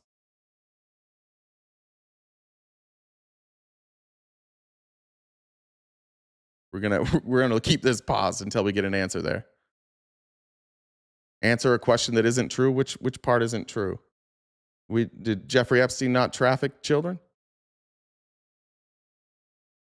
And are we not covering that up? What's not true?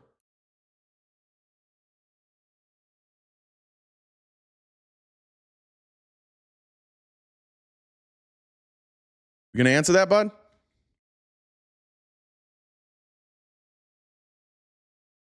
Trafficking, then the fraud? Yeah, it's obviously trafficking. All right, well, it does seem a little weird that you're not answering that question, bud.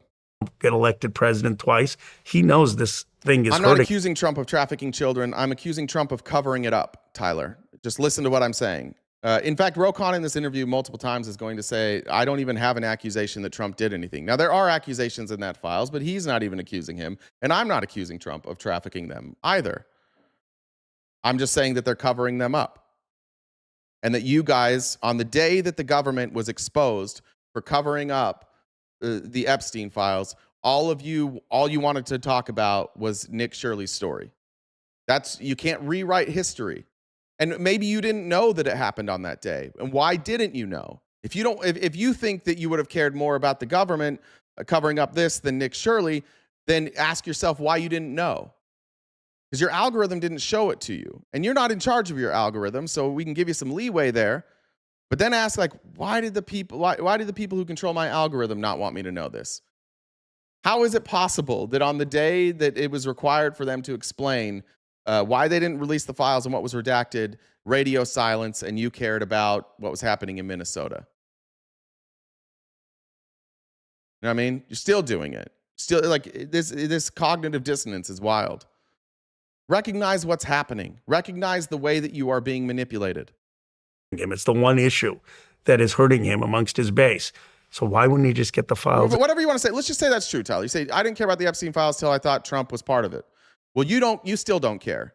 So even if what you said was true, I'm ahead of you. You apparently don't care about children now. So let's just say that what you're saying is true. Fine. I didn't care about the Epstein files until the discharge petition. Fine. You still don't care. You still think that fraud is worse than covering up trafficking of children. Out.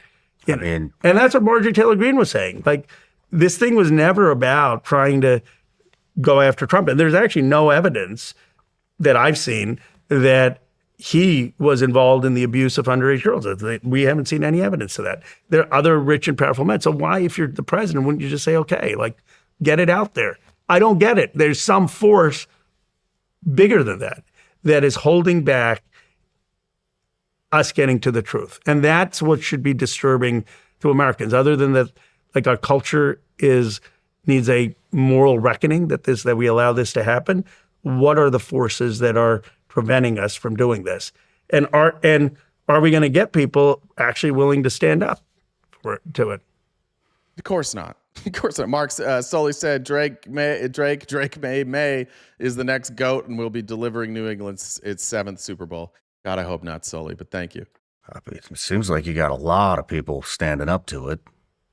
I mean, I don't know what else everybody can do, but everybody's screaming it. I don't know anybody that's not screaming at the top of their lungs. I wish Sean could see my chat. When he said this, it was clear that he runs in a different circle, and he runs in the circle of like prominent podcasters, and they are being really loud about this. But I wish Sean could see. He doesn't do live shows. I wish he could like watch the live stream chat and watch people in real time just not give a fuck about this.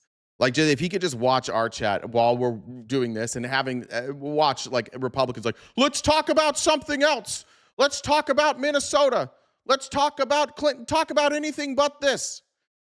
I wish he could see that. That was my thought when I was listening to it. I was like, man, that guy lives in a different world than I live in, because I'm dealing with MAGA every day. They don't give a fuck. Release these damn files. Except the administration. Invite the vice president back. Ask him. Well, he could get involved. Oh, they're not going to come back here, Ro. So my friend Silver St. Cloud on TikTok has been covering the Roblox thing for quite some time. If you want to look up everything that's going on, check out the link tree. Send it to me, will you, Dolphin? Really? No. He's got, but Trump may not. He wants to run. He's got to come back in 2028. I hope he does. I would love for him to come back, but I don't know. I've been pretty hard on him lately. Well, I just think, look, we disagree. We go back and forth, but I think he could be a constructive force here. He should be the guy saying, look, let's get these files out. Like, does he want to have this as a liability? Why? I mean, he said it 3 years ago. Because he doesn't believe it's a liability. And for whatever reason, I'm trying to figure out like why he doesn't think it's a liability. Polling certainly shows that it's a liability for him. Polling, he's underwater in literally every single issue. There's nothing that he's polling positively on. And this one, particularly, he's polling poorly. So I'm trying to figure out why Donald Trump doesn't worry about this. And you can point to some of the things that he said this week when he's like floating the idea of the Insurrection Act, when he's saying things like, I don't even know why would we even have an election in 2026? Why would we even have the midterm elections? He's talking about now surging troops and taking over states. I think you could make an argument that the reason he doesn't care about this is because he plans on not having elections in 2026. We'll see. He's at the very least, he's floating that idea. But if we're having free and fair elections in 2026 for the midterms, then looking at his polling and looking at Republican polling across the board, this should be alarming. So it's a good question. Why doesn't he care about this? Does he just expect enough people to not care? Tweeted it today. Yeah. What'd you say? Living in 1930s Germany wasn't on my bingo list. It's getting real. Thanks, Popcorn. Oh, I mean, he should be out there saying, get all the stuff out there. Like, this is a new generation of politicians, Democrats like Khanna, May, Massey, Marjorie Taylor Greene. Yeah, it's a previous generation that did all this horrible stuff. Expose it. The Epstein class. You know, when Democrats have fallen. I haven't had any sympathy. First guy taken out was a British ambassador. He constructed Tony Blair's victory. The reality is Larry Summers was Treasury Secretary for Bill Clinton, and is caught up in all of this. And I said that, I support if the Clintons coming and testify, fine. If it's Democrats, Republicans, I don't care. Massey doesn't care. What was the deal with the Clintons? They were supposed to show up.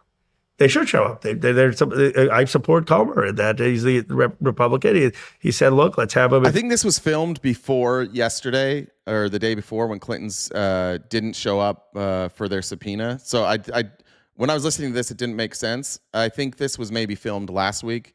So even though it came out yesterday and the Clintons didn't show up, I don't think this answer was given at that time because the Clintons did not comply with the subpoena. And they're basically saying, like, we can schedule something, but, like, you've read their letter. Like, they want everything released.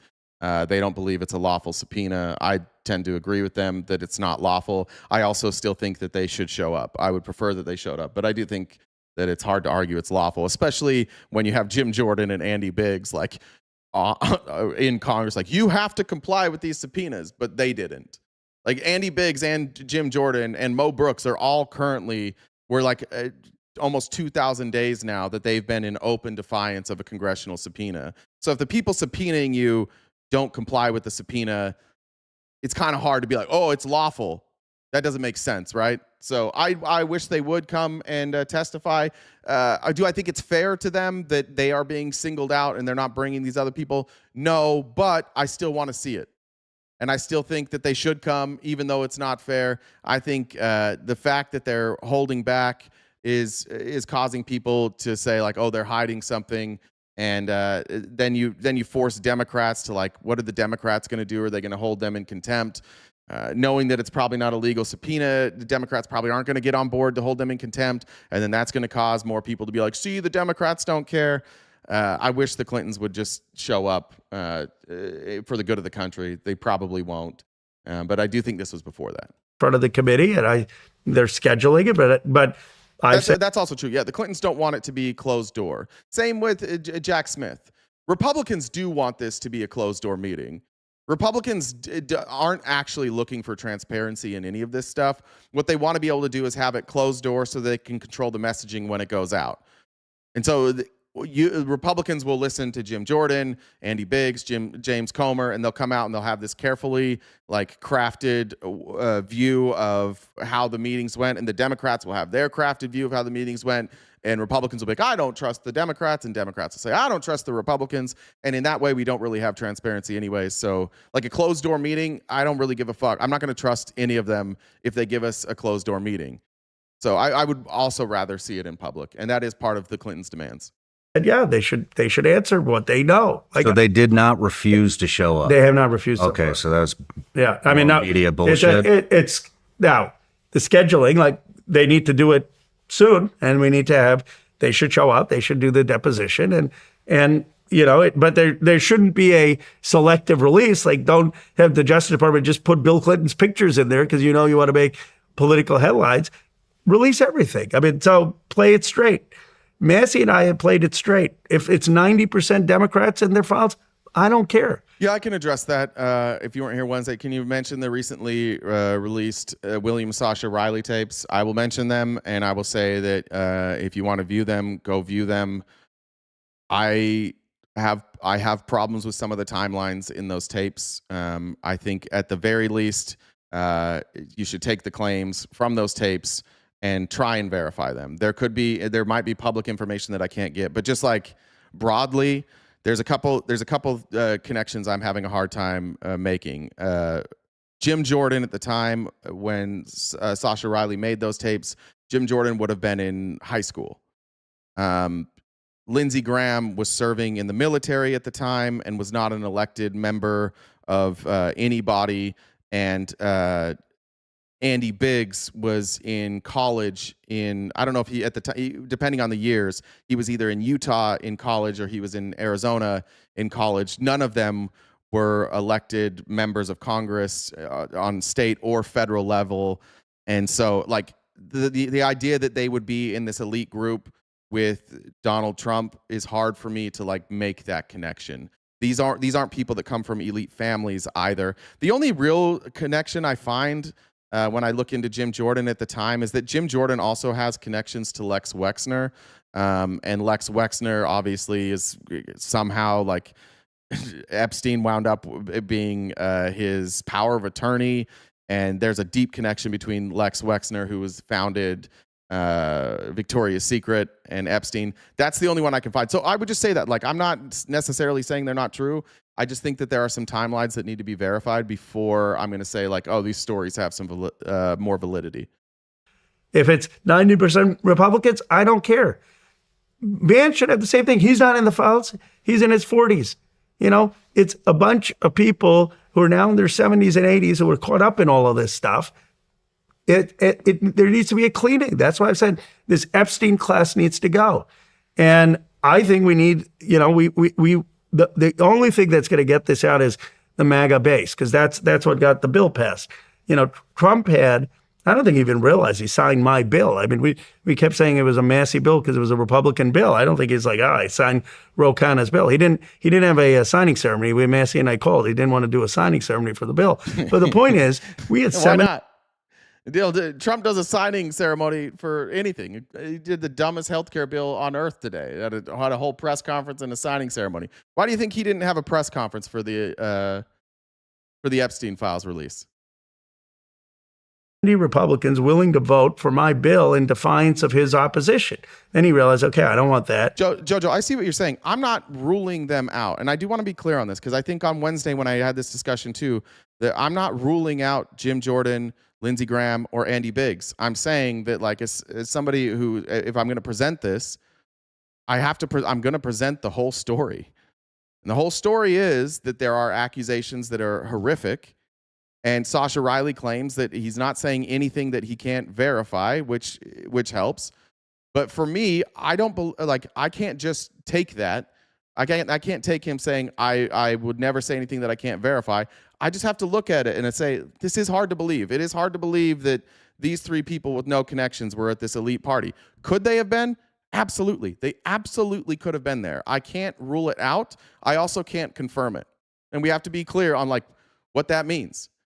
Me refusing to rule it out is the same as me refusing to confirm it. I don't have evidence one way or the other, but that's why I'm not necessarily playing the tapes and drawing a conclusion, because I don't think I can draw a conclusion there. So he said, I'll sign the bill.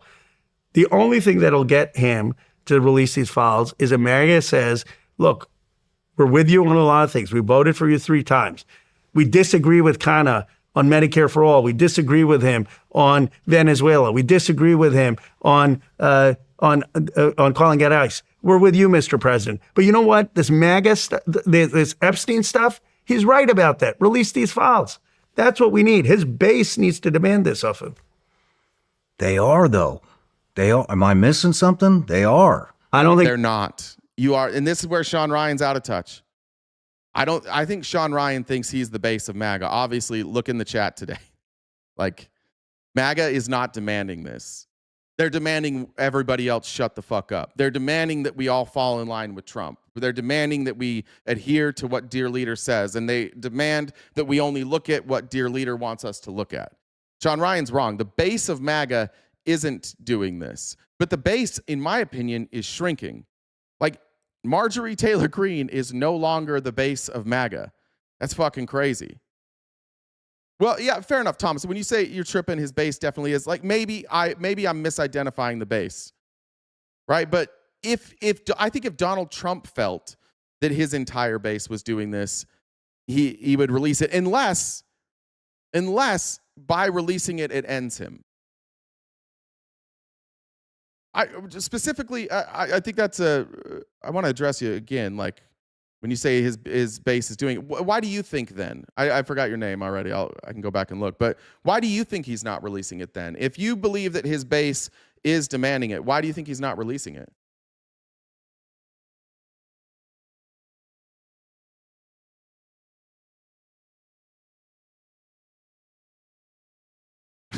Yeah, thank you. Any MAGA can answer this, but what do you think his reason for not releasing this is? Do we think it's just Pam Bondi's fault and she's doing this on her own? Do we think Do we think Trump has anything to do with it not being released? It's hard to fathom a scenario where Trump isn't the one behind this, because he was the one that was threatening Republicans. He was the one that's like, why are we still talking about this Epstein guy? So it's really hard for me to believe that Pam Bondi's doing this on their own.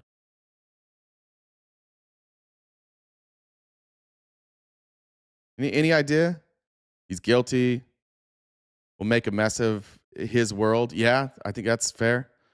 Thomas Tommy. Okay, thank you. It was Thomas Tommy that I'm responding to. Kash Patel arrested 12 judges that accepted bribes. Great. Stay on subject, Tony. You're here enough. And this is what I'm talking about to you, Tommy. Like, this is what I mean. When I say like the base, I am starting to think there's this base like Tony, that when you bring up Trump and him covering up the Epstein files, they want to talk about anything other than that. Even that story. If Kash Patel arrested 12 judges that accepted bribes, that's still not a bigger story to me than covering up the Epstein files. I don't think that's a bigger crime. Anything? Saw TikTok naming some guy in charge of the delay of the e-files, trying to remember their name. He's an informant, so he's not releasing them because he's an informant? That's a weird thing to do. Like, he's the president. Why would that matter?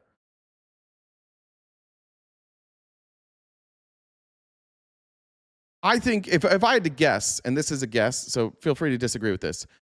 Here's my guess. Rich and powerful people run this country. Rich and powerful people run the world. We can connect Epstein to virtually every corrupt government. We can. I see the USS Liberty.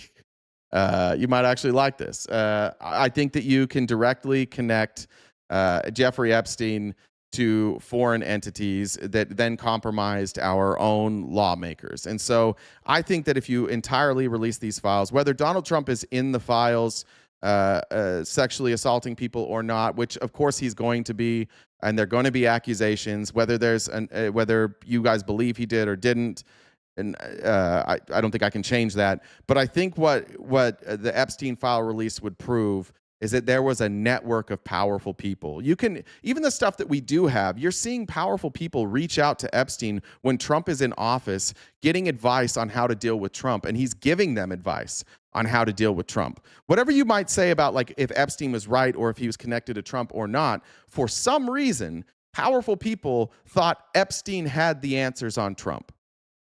However we got there, for whatever reason, powerful people were getting advice, including Steve Bannon, including Russian oligarchs, including members of the Israeli government and intelligence.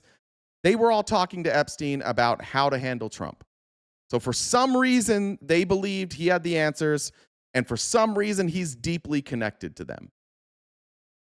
That's my best guess as to why this isn't coming out. The accusations against Trump that are going to be in there, I think most of us already know.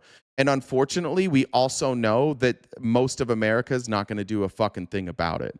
We live in a country where it's almost impossible to prove sexual assault. So the fact that there is testimony from people in the files that say, I was sexually assaulted by Donald Trump, we already know that a significant amount of people in this country are going to say that's not enough evidence to put somebody in jail. So I don't think that he's not releasing them because he's worried about being sent to jail. I think he's worried because these other entities have blackmail on everybody, and they've been operating in this manner. And if you look at just foreign policy recently, you can connect this stuff. Like, think about Venezuela. And think about what Donald Trump has said about Venezuela. Forget the drug stuff. Think about why he says it's important for us to have a role in what Venezuela does. Think about the justification for the regime change. What's the justification? Well, they work with Russia and they work with China, and so we need to be there so that they don't sell their oil to Russia and China. And we need to have, like, this is our hemisphere. Why was there no response from Russia or China? You know what I mean? Like, why aren't they responding? Why are they not mad at Trump here? Because it's a great distraction for them. None of them care about Venezuela. They'll figure out a way to get the oil anyways. Maybe it doesn't even have to come from Venezuela. Why is it that like all these people like the Qatar and the Saudis and UAE, who historically have been funding terrorist groups in Iran, are now like just kind of quiet? And why aren't we going after them? We go after Venezuela for funding allegedly Hezbollah, which is loose. The intelligence we have that Venezuela was funding Hezbollah is based on a 2009 report from Israeli intelligence. You can believe it or not, but it's loose. We know for certain that UAE, Qatar, Saudis, that they were funding terrorist groups. We know for sure that the Saudis funded 9/11. So what it tells me is that there's rich and powerful people that that are running these countries that are kind of just letting this stuff happen. And it seems to me that the Epstein files, in everything I've seen, implicates all of them. The Epstein files implicate the Saudis. They implicate the Qataris. They implicate the Russians. They implicate Israel. They implicate, obviously, American politicians. I think that's the obvious answer. And that's that would make the most sense as to why they're not out. It's not that it's going to be some specific instance that shows that Donald Trump abused children. It's going to show a network of people who have infiltrated both Republicans and Democrats in this country. And I think the reason Khanna talks about this a lot in his interview, I think the reason now that you have so many people willing to do it is that a lot of old heads have left. A lot of the people that were involved in this are no longer members of the government. These are boomers mostly. So most of them don't work in the government anymore. But think about the people who have been there for a long time who haven't been speaking about this. I don't see a lot of Chuck Schumer talking about this. Not trying to make an accusation, but I don't see this being like top of the list for Schumer. I don't see it being top of the list for Pelosi. I don't see it being top of the list for Lindsey Graham. I don't see it being top of the list for Foghorn Leghorn. I don't see it being top of the list for anybody who's been there for a long time. The only people that seemed to push this are newer members of Congress like Khanna, Thomas Massie, who's been there for a while. Obviously, the Democrats are much younger, so they're probably not implicated. The younger Republicans that aren't implicated obviously jumped in. Marjorie Taylor Greene. Khanna makes a really good point. I hadn't even thought of it that way. But like, is there a better explanation for why this is not coming out? I can't think of one. That's the best I can come up with. They've been vocal, not to the point where he thinks that he could lose them. I mean, he thinks, okay, they're upset on this one thing. They need to say, like, this is a red line for us because... I got these real quick. Marianne, thank you for the super chat. Joel, thank you as well. Leanne said, Jen is the best and we love her. Whatever you do, don't send Jen compliments. Ryan said, for Jen, even having to deal with the cucks in the YouTube chat, fuck them. Well, you guys being cucky in the YouTube chat? Knock that shit off. Heather says Clintons are okay if it's in public. Yeah, it's the same. I'm with you there. I'd like to see it public. I did see somebody said it doesn't matter if it's public or not. It does matter if it's public or not. It does matter because I don't trust anybody to give us an accurate representation of what happens behind closed doors. It does matter. Nobody should trust Congress. You told us there were pedophiles in part of the government. You told us they're rich and powerful people who are corrupt. Good point, Ronnie. I also think Bondi is going to be implicated. Bondi has deep connections to Qatar. Bondi was a state attorney at the time when this happened in Florida. Alex Acosta obviously was the attorney that gave the sweetheart deal. Alex Acosta is on the record of basically saying, the government told me that I can't charge him. Yeah, I agree with that too. And I think that's potentially why you put Pam Bondi in this position. Pam Bondi was hardly one of the more qualified people that could have been attorney general, even on the right. Like I probably would have opposed any attorney general that Trump chose. But Trump chose first, one of the most compromised people ever in Matt Gaetz. And Matt Gaetz was too compromised to even be put up. And then went to another compromised person in Pam Bondi. There's a reason Trump chose all these people with bad histories. They don't have another choice. So by bringing them in, he's established loyalty. You said you were going to drain the swamp.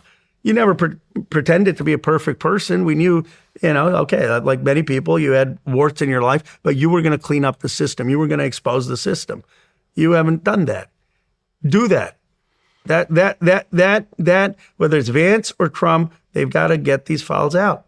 And they think, it's, it's not the central issue. The cost of living is an issue. Affordability is an issue. I get all of that. But there's something deeper. There's something called morality. There's something called countries' values. That's what this is getting at. They know this is a big deal.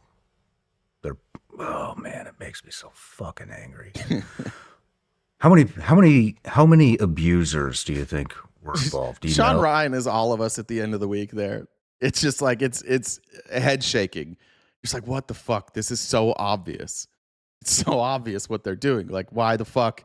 And I think a lot of people are just coming to that realization that this group of people that you voted for, they are not honest. They are not transparent. And even if you still are supporting what they're doing, you cannot make an argument that this administration is transparent. They only share information that they want you to see. Did we lose TikTok? Let's see. Oh, good.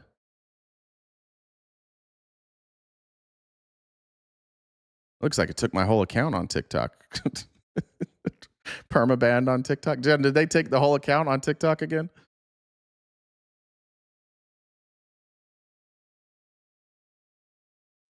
I'm looking. Hold on. Every fucking time. Once a week? Or is it just Streamlabs? No, doesn't look like it. They told me on my end I lost Got any Streamlabs strike? access. What's the ban for? Did it say for? Misinformation, which is what it always is. All right, so that'll be restored. We'll appeal it and see what happens. All right. But no, it's not permanently gone. Cool. All right, let's play Sean Ryan. I think there are three types of abusers. By the way, perhaps the people who are buying TikTok, who are also very much implicated, allegedly, in the Epstein files, perhaps they don't want us talking about that too. Perhaps. Perhaps that's why flags come through. Perhaps they pay people to flag things. Perhaps they change the algorithm to flag things.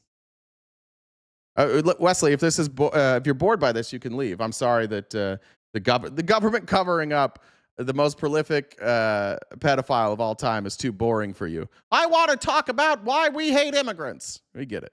Ones who actually raped underage girls. I would say maybe at least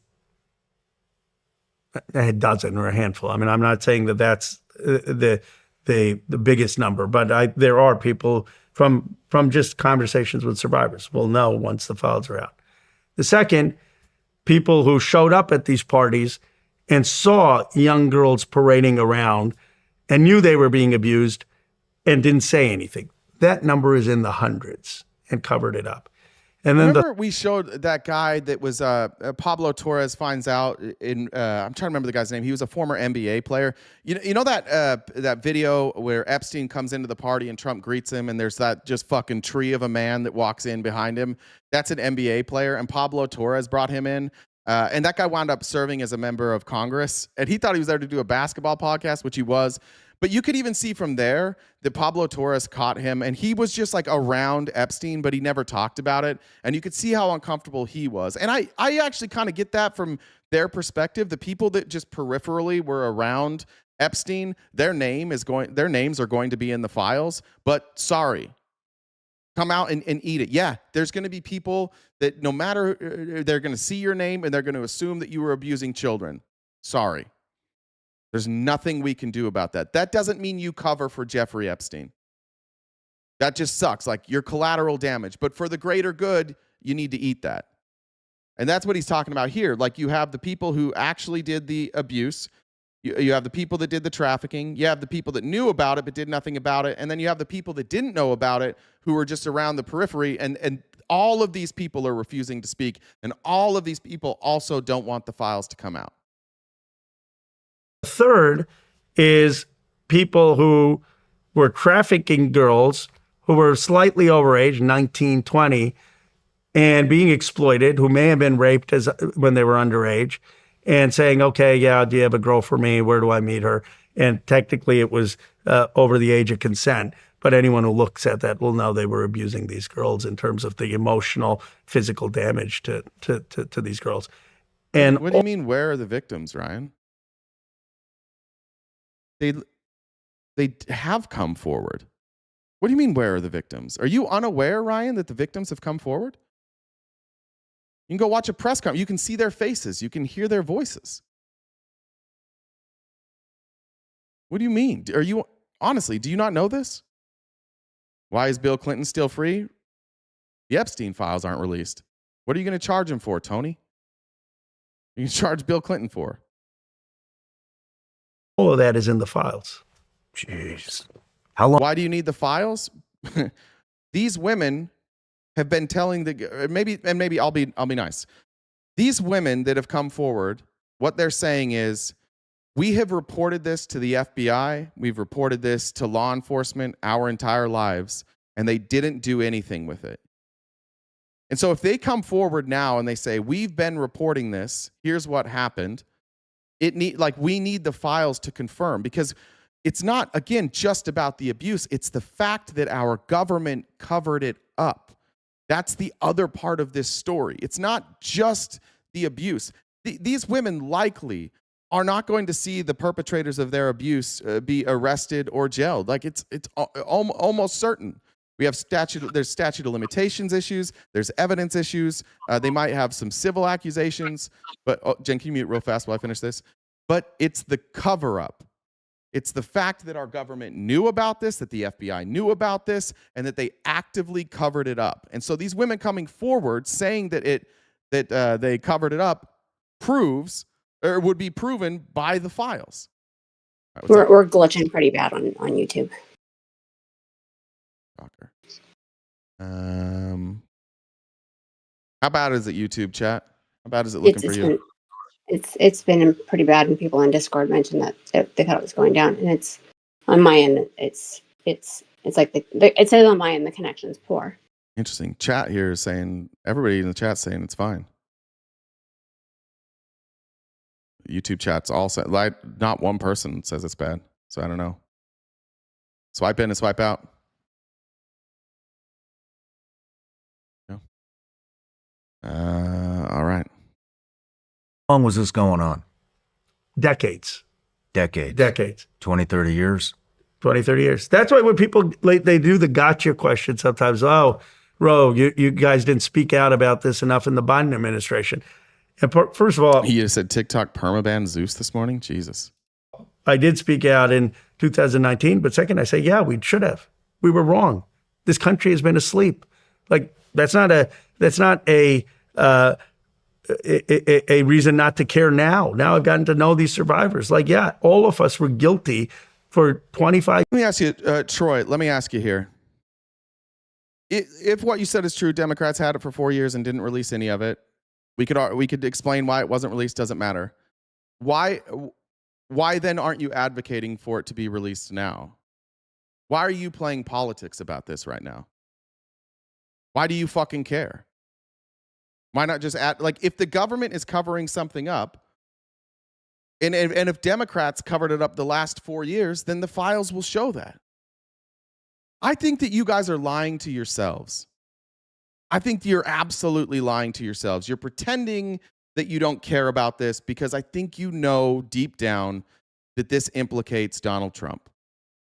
And I don't even know how much outside of what we already know about the accusations against Donald Trump that would be brought forward. I think it has a lot more to do with the amount of people who influence members of our government. But why in the world would you oppose this just because you think Democrats held it back? Let's pretend that that's true for a minute. Let's say that. So let's be hypothetical here, Troy, and let's just say this. I'll engage with you. Democrats covered it up for 4 years under Joe Biden. Okay? They could have released it, and they didn't. We'll play the game. Now it's 2026. What reason would you have to oppose the release then? Why not release it? Wouldn't that prove that the Democrats were covering it up? Why not release it? Right, and that's a wild thing for you to say, Troy. They've thrown everything at Trump, and he's beat everything. He's actually lost every single court case. You guys just don't care. That's how he beat it, because you didn't care. Are you going to answer this question, Troy? Troy, I am going to have to mute you. If I stop the show to address you, when you beg for attention all day. If we stop the show and you won't answer the question, then we do have to mute you for a while. I need you to answer the question. Why don't you support the release? Why don't you care that Donald Trump's covering it up now? You can't say Democrats, not about Democrats. Just tell me what it is now that makes you not want to release it.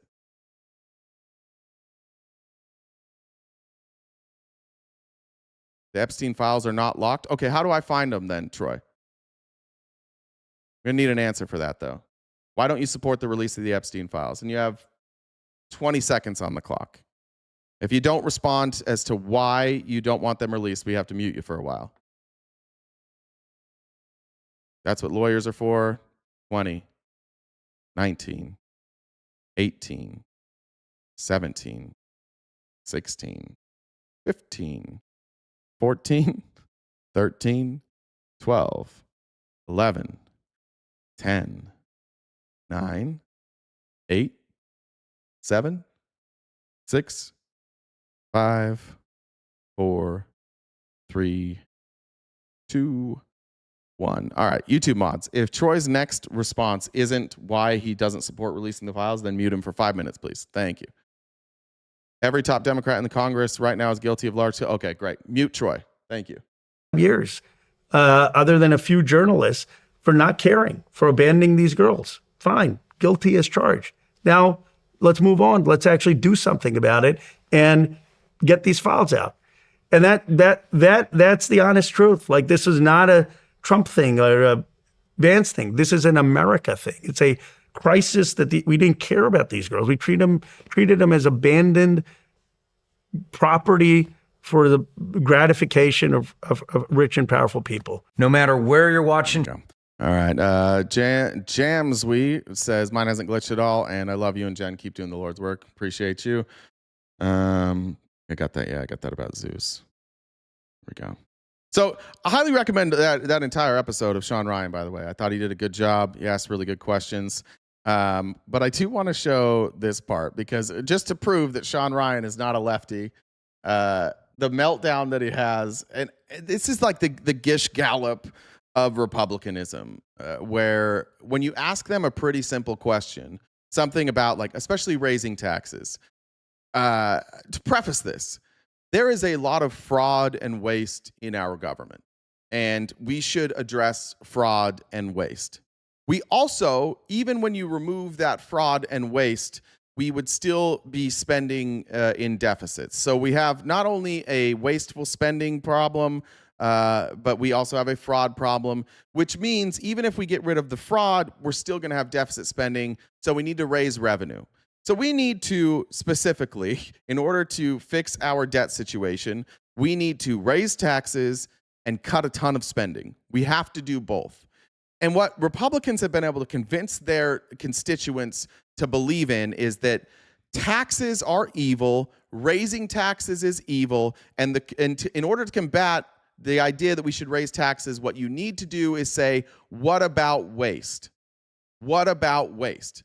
But it has to be both. You can't, also true, when you look at raising taxes, if you don't accompany tax raises with decreased spending, it's also not fiscally responsible. So admittedly, Republicans and Democrats both are not fiscally responsible. However, Democrats are slightly more fiscally responsible because when they increase spending, they generally also increase tax revenue and increase taxes. So deficit spending generally goes down with Republicans over the last 40 years, or with Democrats over the last 40 years. That's true. But Ro Khanna and Sean Ryan at some point talk about taxes, and this is just evidence that Sean Ryan doesn't live in reality. The idea that having just a 1% tax a year, I mean, in a theory, on building wealth when you make about 10% every year anyway in the stock market, and that you're going to use that to make sure people have health care and child care and education. I just think that's what's going to prevent a revolution. So they were talking about the 1% increase on billionaires in California, which Ro Khanna represents the richest district in the country. I think he said something like 30% of the wealth in the country exists in his district, maybe even more than that. it's a alarmingly high number of wealth because he has Nvidia, he has Tesla, he has Google, I think he has Facebook. That's all in his district. And so obviously, like this 1% tax, and Sean Ryan's making the brain dead Republican argument of, look, they're leaving. Yeah, they're leaving because they don't want to pay taxes. They're not leaving because it will cripple them. And what he points out here is, look, we're talking about 10%. Their money gets on average, or 1%. Their money on average makes 10%. So on average, just the money they invest is making 10% in the stock market every year. Taking 1% of that to pay for schools and roads is not a problem. Obviously, they can afford that. It's not an affordability issue. Taxing billionaires doesn't mean that their companies, an extra 1% doesn't mean that their companies are going to collapse. You know how we know that? All of them existed under the Biden or the Obama administration, and taxes were higher and they did great. And then we lowered taxes and they got richer. And that's all that happened. They're more wealthy. Their wealth accelerated quicker. You have to tax people that aren't paying their fair share. You also need to root out waste, fraud, and abuse. But what I want to point out here, and why I think Sean Ryan needs to get an economist or somebody who understands what's happening on his show, is because Sean Ryan then goes into the Republican gish galloping of blue cities, fraud in blue cities. And what that tells me is that you don't know what's happening in red states, because there is fraud in blue cities. There are blue cities where there are rising unhoused populations. There are blue cities with rising drug problems. It's happening everywhere. It's not like rural red towns in America are flourishing. They're falling apart. The infrastructure in rural towns, the healthcare is non-existent in these towns. Like, you live rurally in red rural America, a lot of you don't have access to a fucking doctor. You have poverty there too. You have people who can't afford to live too. They're just living in their cars. And you don't see them because there's just not that many people around. So this thing that they always tie to blue cities is happening everywhere. But when you only talk about it in terms of blue cities and blue states, it shows the indoctrination. Everybody is struggling. Wealth inequality is a problem regardless of where you live. It's more, it's easier to see in a blue city because you have millions of people packed together, and so you'll see the effects more broadly. That doesn't mean it's a bigger problem there. Go look at poverty rates. Go look at the rates of drug abuse. Go look at the crime rates and compare the cities and the towns. The towns have the same number, like the same, if not higher levels. It's just like in a rural community, you might have 5 break-ins, but those 5 break-ins could be a 500% increase from the year before, but the year before was 1. It's because there's 80 people that live in that town, so nobody's going to focus on that. But if you have a 10% increase in Chicago, that might be a 60,000 person increase, and that sounds bigger. But when you think about just like collectively as a country, if you look at the crime rate collectively as a country, and then you compare it to crime rates and poverty rates, you'll see that actually blue cities are doing better on average. These big cities are actually safer. They're actually doing better than smaller ones. It's just that you can see it. Somebody can go in like Nick Shirley with a video camera and show it to you. But you can't really do that in rural America. It's hard to find somebody who's unhoused in rural America. They're just living in their car.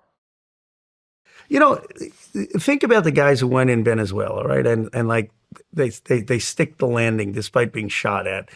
They wear the uniform. They give every single thing for this country. And you're saying to me, okay, if you're going to, let's say, in the countrywide have a 1% tax on wealth that people are going to leave, like, come on, have some more patriotism. You have some loyalty to the country. I mean, just a caveat to that. I mean, what are you going to spend the money on? Where's the money going to go? Well, look at our fucking cities, bro. Look at Chicago, St. Louis, San Francisco, LA, New York. What about them? Chat, tell me about them. What's happening in Chicago? Let's use Chicago. What's happening in Chicago that isn't happening in red states?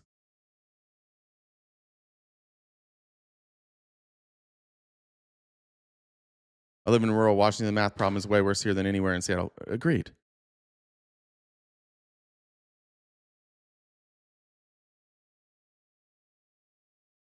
Anything? They're under attack? I don't even know what that means. Yes, it's a quiz. It's a quiz now.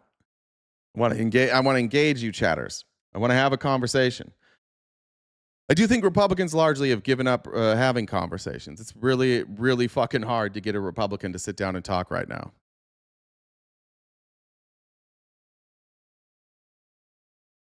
Well, look, find me a city in a red state as big as New York City.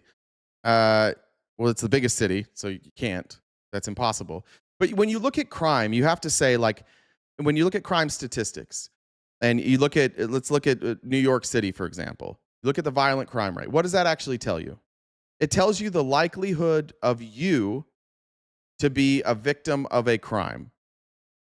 If you live in a town where, let's say it's like 5 out of every 100,000 people are a victim of a violent crime. But in New York, it's 4 out of every 100,000 people that are victims of a crime. If you wanted to cover those crimes, but you live in a town where there's literally 500 people, it's going to be almost impossible to record a crime or to show people evidence of that crime. But if you live in New York City, where there's how many people, like 10 million, 12 million, something like that? How many people live in New York City?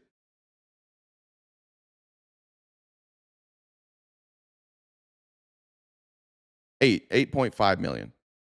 I was a little high. 8.5. It's easy. Like if I go through the New York City like crime logs, I'm going to see crimes every day. So if you look at that and you live in a rural town, you're like, holy shit, look in New York City. 40 people are assaulted a day. I'm just making these numbers up. But if you looked at that and you're like, we haven't had an assault here for 6 months. It's way safer here. It feels that way.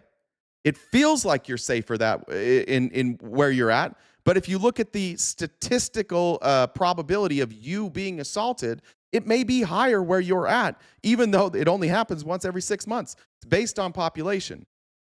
And this is the kind of like dumbing down of America and the unwillingness to look at statistics across the board and this blue versus red shit that leads us here. It's so easy to convince people that blue cities are shitholes. It's easy to convince people because you can show them a video. It's very difficult to show Appalachia. It's very difficult. And even then, you're going to show a handful of people, and they're like, oh, well, there's 12 people. But, dude, in New York, there was like hundreds of people there that were homeless in the park shooting up drugs. Yeah, there's millions of people there.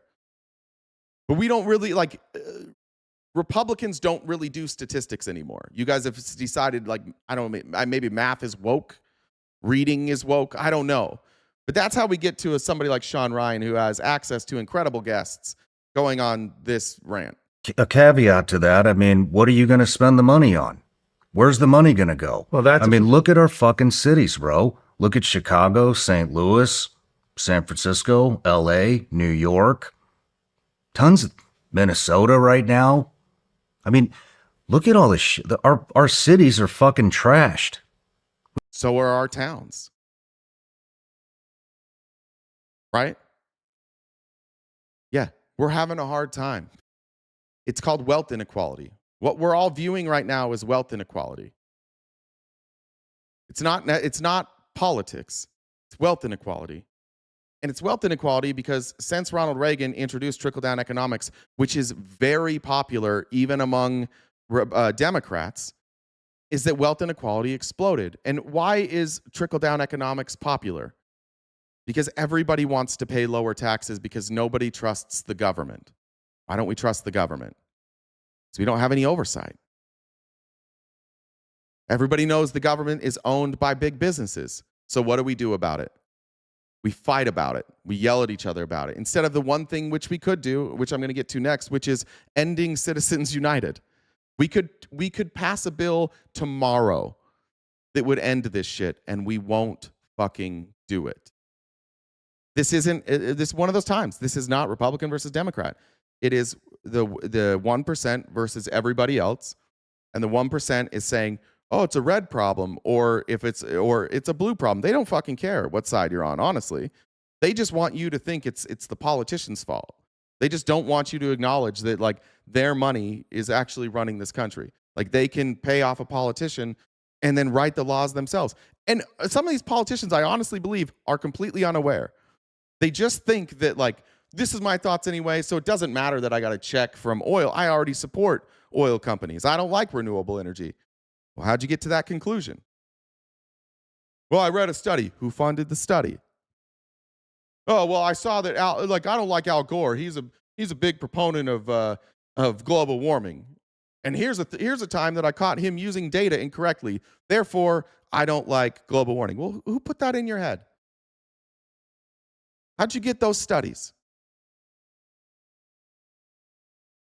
It is troubling right now that we are arguing about blue cities when all of the problems caused in these cities are because of wealth inequality. You know who generally doesn't steal from Medicare? Generally, poor people.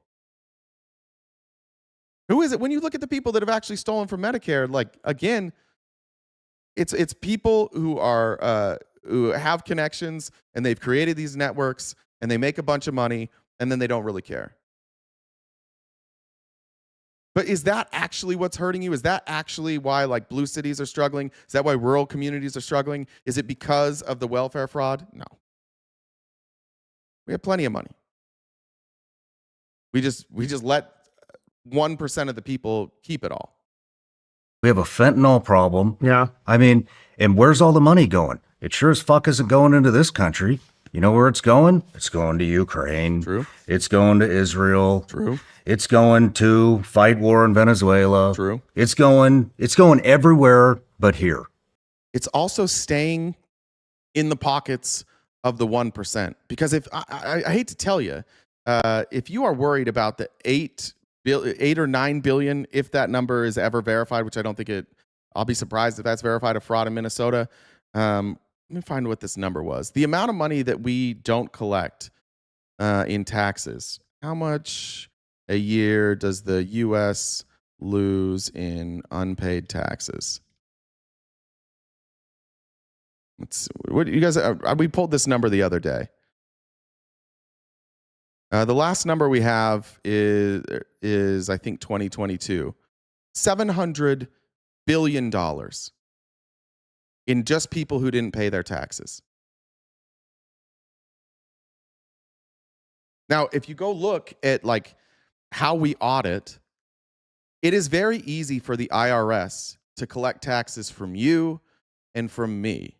Very easy. It's low-hanging fruit, and that's where they spend most of their time. It's really difficult for the IRS to collect taxes from the wealthy. They write the laws, they create the loopholes, they create all these shell corporations.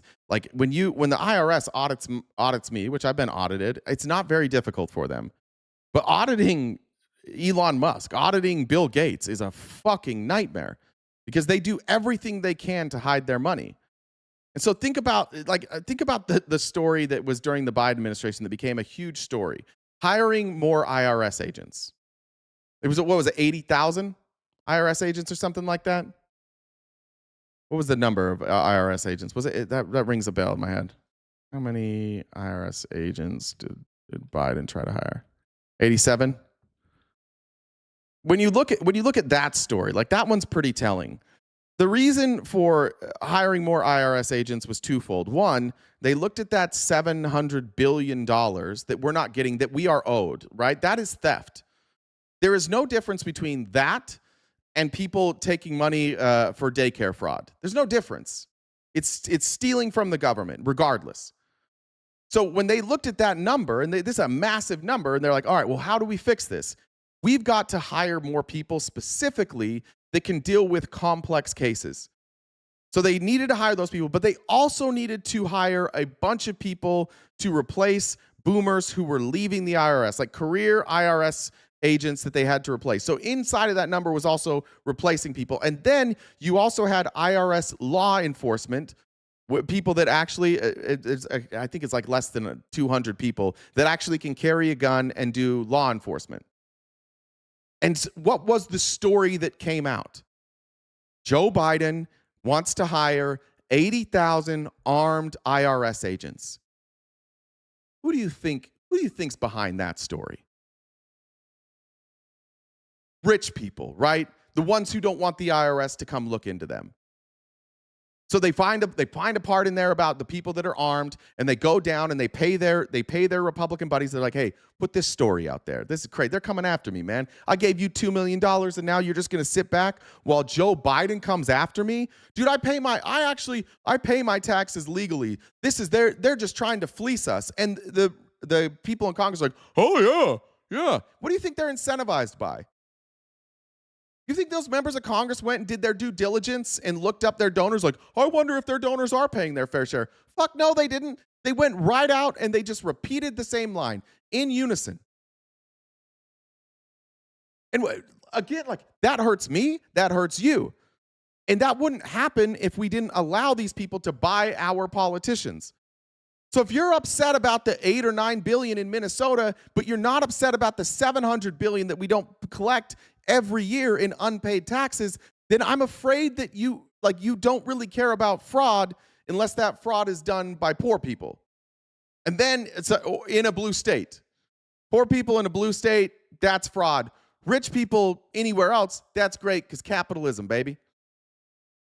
And that's how we wind up with Sean Ryan, a rich guy who could afford to pay more taxes. And he's like, I don't want to pay any more taxes until you show me where it's going. Bitch, either do we. I don't want to pay more taxes until you show me where it's going either. But if I don't pay my taxes, I'm fucked. I'm going to jail. You guys can all figure out ways not to pay your taxes. So yeah, we all feel that way. We all wish the government was more accountable. But the end result of the government not being accountable for how they spend their money is that you and I all still get fucked, and the rich people don't. They keep more of their money, and then they convince Republicans to be like, this is fucked up. The government needs to use their money more wisely. Like, I don't get why you're fighting for these people. You don't play by the same rules that they do. You're likely paying your fair share. You're likely paying what's legally required for you to pay. I would say almost everybody in this chat is likely paying what they are legally required to pay. And no billionaire is. Not a single fucking billionaire is. So why do you think the line keeps coming down from Republicans that, hey, they're trying to do socialism? Some people are trying to do socialism. Mom Donnie's trying to do socialism. Some people are just saying billionaires need to pay their taxes. And the billionaires are like, let's spin it. Let's say that the end goal is socialism. You guys told us, I told you actually, back when I was a Republican, I was telling all my Obama friends, he's a socialist. We're going to have socialism. He's going to destroy the country. 8 years of Obama, no socialism. Didn't destroy the country. And in comes Trump, runs against Biden. Joe Biden is a communist socialist. He's going to destroy the country. He's going to raise your taxes through the roof. Didn't touch your fucking taxes. Left them exactly the same. Didn't do socialism. Tried to do a sensible thing of saying, like, let's go make sure that people who aren't paying their taxes pay their taxes. And Republicans all in unison, Joe Biden is trying to send out armed IRS agents to steal your hard-earned money. No, he wasn't. It's a dumb fucking lie. That's a weird one to fall for. Nin says, thank you for talking about ending Citizens United. We need to keep pushing this every day. Save the U.S. by ending Citizens United. It's the one thing, it's the one issue that honestly everybody agrees on. I'll let this clip finish. We all agree on this. It's a 100-0 issue, and we can't pass it. Why? Because they keep telling us that it's not the real problem, that the real problem is the libs, or the real problem is the Republicans. I agree that, I think the Republicans, I think Trump and his administration are fascists and authoritarians, but they wouldn't be able to do any of this shit if they weren't able to take all this money. They wouldn't be doing this shit. Bad people wouldn't get involved in the government if they couldn't get rich. So end it. Just fucking end it. But we can't, so we're just going to keep fighting this battle. Oh, gotta have politics, or we got to have money in politics. I'll show you a video here in a minute, but rich people bought a Supreme Court decision that said they can pay for politicians to do what they want. And we all see it. Everybody fucking sees it. Everybody sees. No, you don't have to. Real quick, you don't have to remove the courts. You don't. Congress writes the laws. The Supreme Court interprets the laws. So if Congress writes a law ending Citizens United, that is now the law. Now people would challenge it. Rich people would challenge it. But now you have an extra layer that we didn't have before, where Congress has written a law saying you can't do this. But like, who was going to win the Citizens United ruling? The rich people with the expensive lawyers who bought judges, or us? Of course, it was the rich people who bought judges. All right, I'll continue with Sean Ryan. Another billion, another. More billions allotted to Ukraine, more billions allotted to Israel, more billions allotted to whatever, you know. It's billionaires, more billions allotted to billionaires. That's a one party misses. I wish he could figure this out. We give a lot of money to all those other countries. We also give a lot of money to billionaires. Everything seems to go out of the country. So why would any business owner want to pay more tax just to have it shipped out of the fucking country? Well, there I agree with you about the waste and the. Look at the shit that just happened with the learning centers, and supposedly $9 billion. I'm not going to defend the waste and the fraud. Two things: one, sucked out of the country, and then on top of that, Scott Bessent just said yesterday. I do want to show you here now how he's not sourcing anything, and you guys aren't either. There is no source for the $9 billion number. There's no study. There's no equation. The source is Republicans saying it. Nobody has shown the math on this $9 billion. Whether it exists or not, I don't believe it until somebody shows it to me. If you're somebody who's like, yeah, there's $9 billion, I just need you to know that you're just trusting people. You also haven't seen the math on this because it doesn't exist. There's no breakdown showing $9 billion in fraud. And what, like Sean Ryan's going to show, he doesn't seem to know what good data is here. Scott Bessent just said yesterday that there's approximately $600 billion in fraud in the U.S. A guy said that. There's $700 billion just in people who haven't paid taxes. So once again, Scott Bessent, look at all this fraud. It's still, even if Scott Bessent's number is correct, it is still less than the amount every single year we don't collect in taxes that are legally owed to the United States. So if you got rid of if you kept all the fraud and you collected all the taxes, we'd be up $100 billion. We'd come out net positive on that. So why is Scott Bessent not talking about that? Oh, I don't know. Why is a guy that worked for George Soros for 30 years not talking about taxing rich people? Why is a rich guy who learned how to manipulate systems by George Soros, why is he not talking about collecting taxes? I wonder why Donald Trump, a billionaire, is not talking about collecting taxes. I wonder, what could that possibly be? Don't you think we might want to get a handle on that before we tax everybody more? Yes, but also even before we tax anybody more, let's just collect the taxes that are owed. But Republicans won't do that. They will not sign on to that legislation. They will not sign on to collect taxes that are owed. You and I get fucked on this. Billionaires win. Republicans lick their boots. All right, thanks, Jen. Nino said, you're covering all my issues, ending Citizens United, and the GOP is gutting the IRS agents to protect the rich who are stealing from the tax system. Oh, good. Justine, thank you. Illusion said, usually say something glib. At this rate, my comments will be used against me to bring charges. So just support today. Keep being horrible at your job. Thank you. Adam said, billionaires want us all on their subscription models. I want them to join our subscription service, taxes.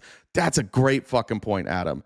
That's what the billionaires are doing. They're just turning your entire life into a subscription model, where every dollar you get hopefully flows back through them, either as the payment processor or the person who's selling you the goods. That's the end. That's the goal of capitalism, to win, right? To get all of the money.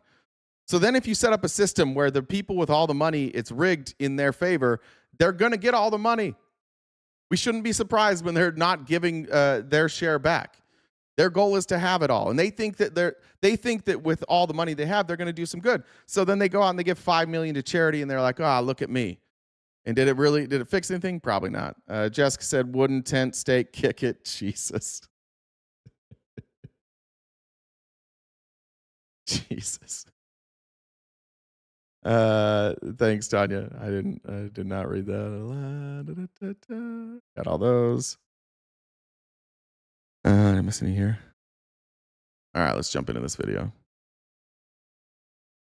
Our favorite people in the world, More Perfect Union, did an awesome video about how Citizens United specifically seeing where the money's coming from. Fucked up Montana. Montana has become like a really interesting study on one, unchecked capitalism, wealth inequality, and also Citizens United.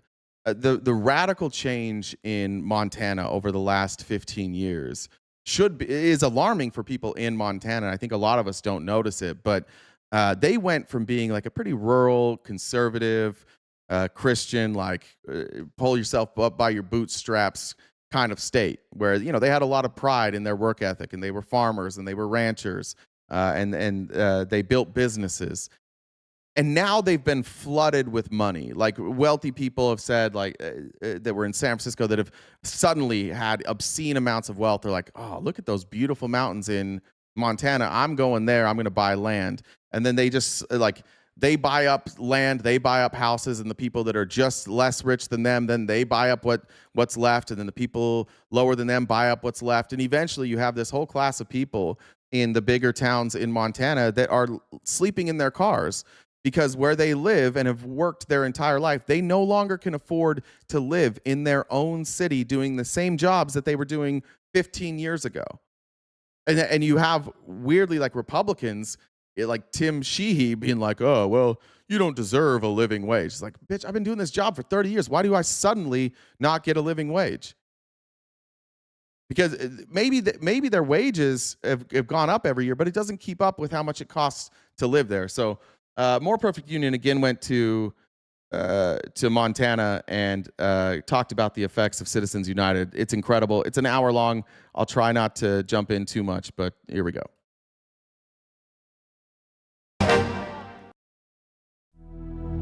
It's time to send a message to Washington. Stop spending money we don't have. How can we afford this tax? The corporations are the richest 2%. What's at stake is the future of America. It costs us and taxes us too much. American Future Fund is responsible for the content of this advertising.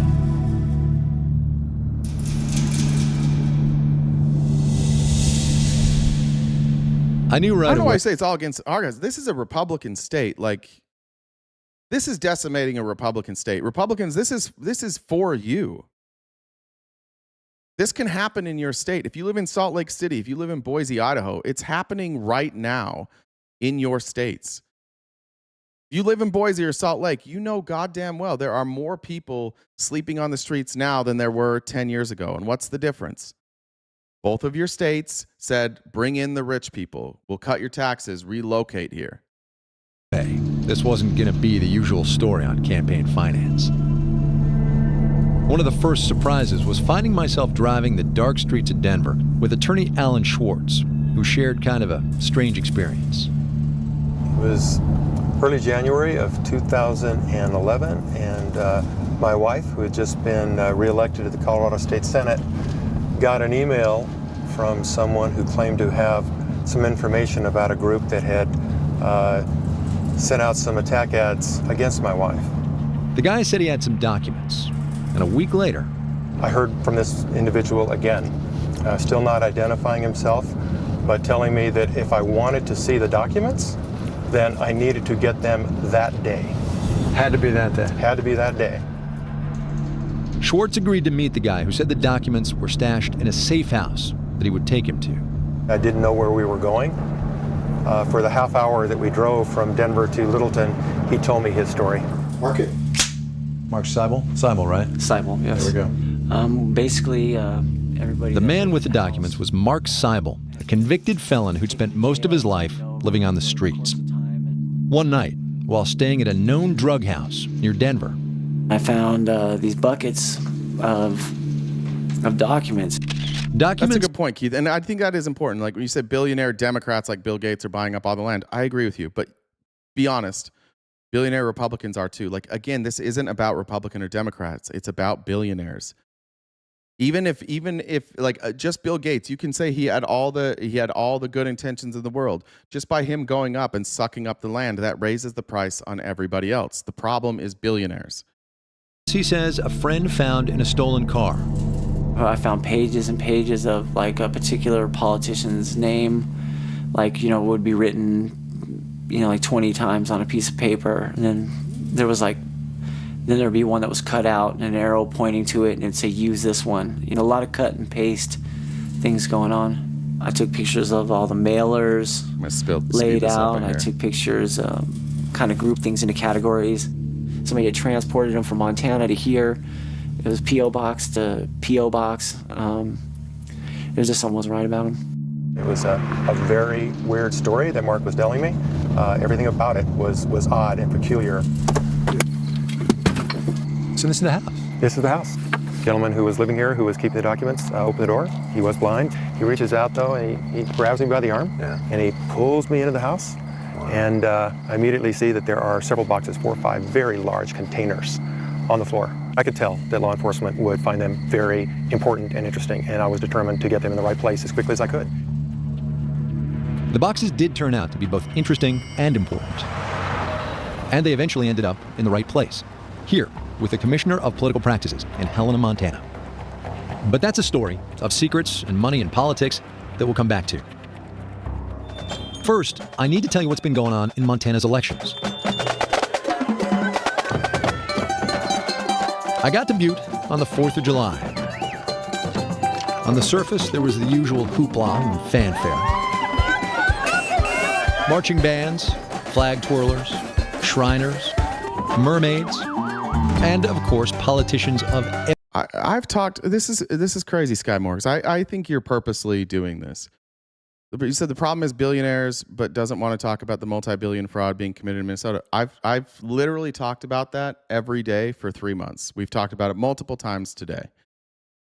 Yes, it's $9 billion in Minnesota allegedly, and the amount of money that we don't collect in taxes owed every year is $700 billion. It makes more sense to focus on this because it's the bigger problem. Every strike. This candidate right here. Re-elect Pat Noonan. He's my son. But there's something different about this year's campaign. There are 3 months. The story, we've known about this story for a year, Sky Morgs. You just found out about it from Nick Shirley. We've all known about it for much longer than you. I covered this long before him. We covered it early last year. New hidden forces at work. Nowhere is this more evident than in a barn burner of a race that may well decide which party controls the U.S. Senate. With the stakes so high, this race is attracting big money from lots of outside groups. The incumbent, local CBS a year ago, fighting to hold on to his seat is Democrat John Tester. And he says he's not happy about all this outside money. We're going to see a ton of money spent in Montana. We're seeing money earlier, more of it, and with more regularity. And I think we're in a process right now of building a campaign infrastructure that's going to be very difficult to pull down as time goes on. It's getting to be big money. Big money is at the heart of this story. 2 years ago, the Supreme Court changed the landscape of campaign finance with a controversial decision in a case called Citizens United. It let corporations and unions spend unlimited amounts of money in campaigns, but to avoid corruption, the court said the money can't go directly to candidates. It has to go to independent outside groups. The key word here being independent. What's crazy is that ironically made it more corrupt. It added this buffer. The idea behind it was we'll give it to outside groups.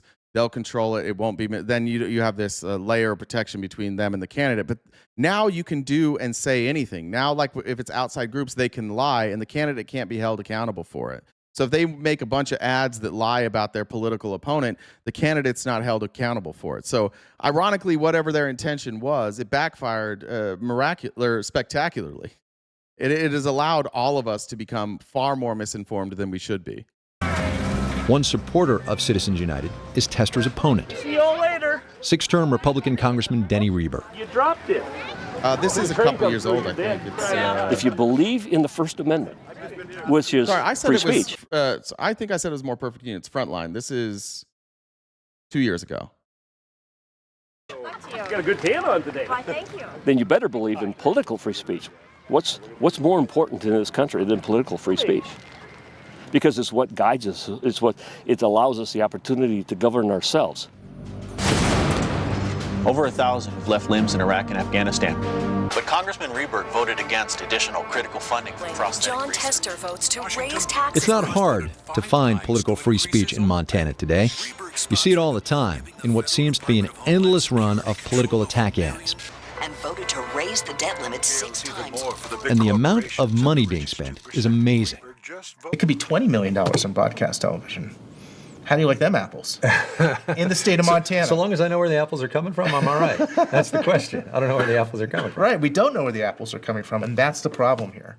David Parker. Alfred D'Elia, anybody is welcome to come up at any point and talk to me. You just message Jen on Discord. The reason we're watching this and not taking a phone call is because none of you bitches ever call in. That's why. We do this every day. You guys are invited to contact us through Discord and come up during the live any day of the week. If you don't like what we're watching, fine, but you can come up and talk to me about why we shouldn't overturn Citizens United. That invitation's yours. If you look at the Venmo username, that's Jen. You just message JenDub1 on Discord. We can bring you right up. Is a professor at Montana State University. He's been tracking the TV ad spending in this Senate race. It is incredibly difficult to actually figure out where this money's coming into this state, and then let alone to figure actually who's actually giving the money. Okay, Alfred D'Elia, then shut the fuck up. Why aren't you taking calls?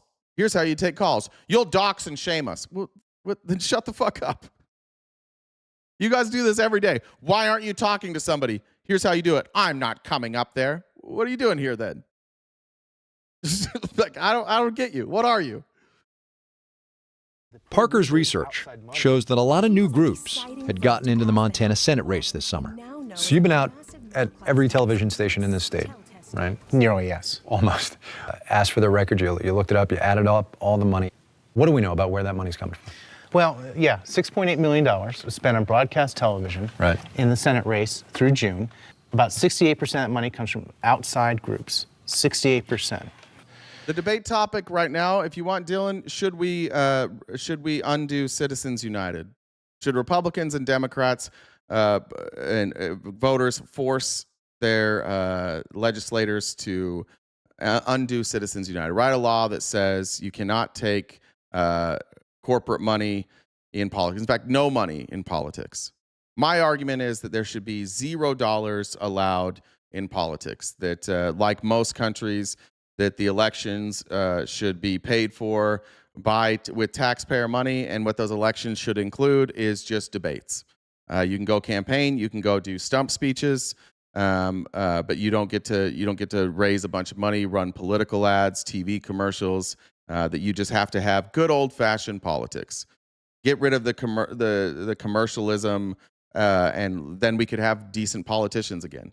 Then you don't have to question whether or not the person you voted for is telling you the truth, or if they're just doing what their overlords pay them to say.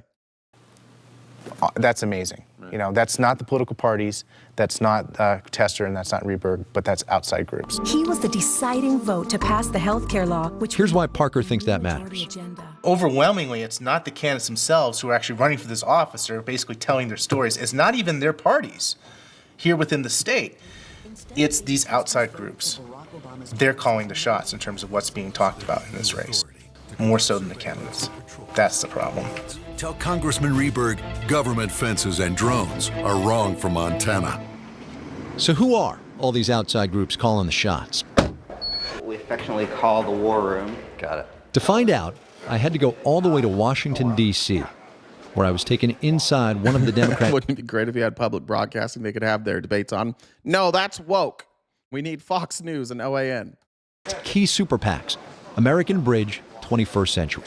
This looks for all the world like a bunch of kids sitting around surfing the web.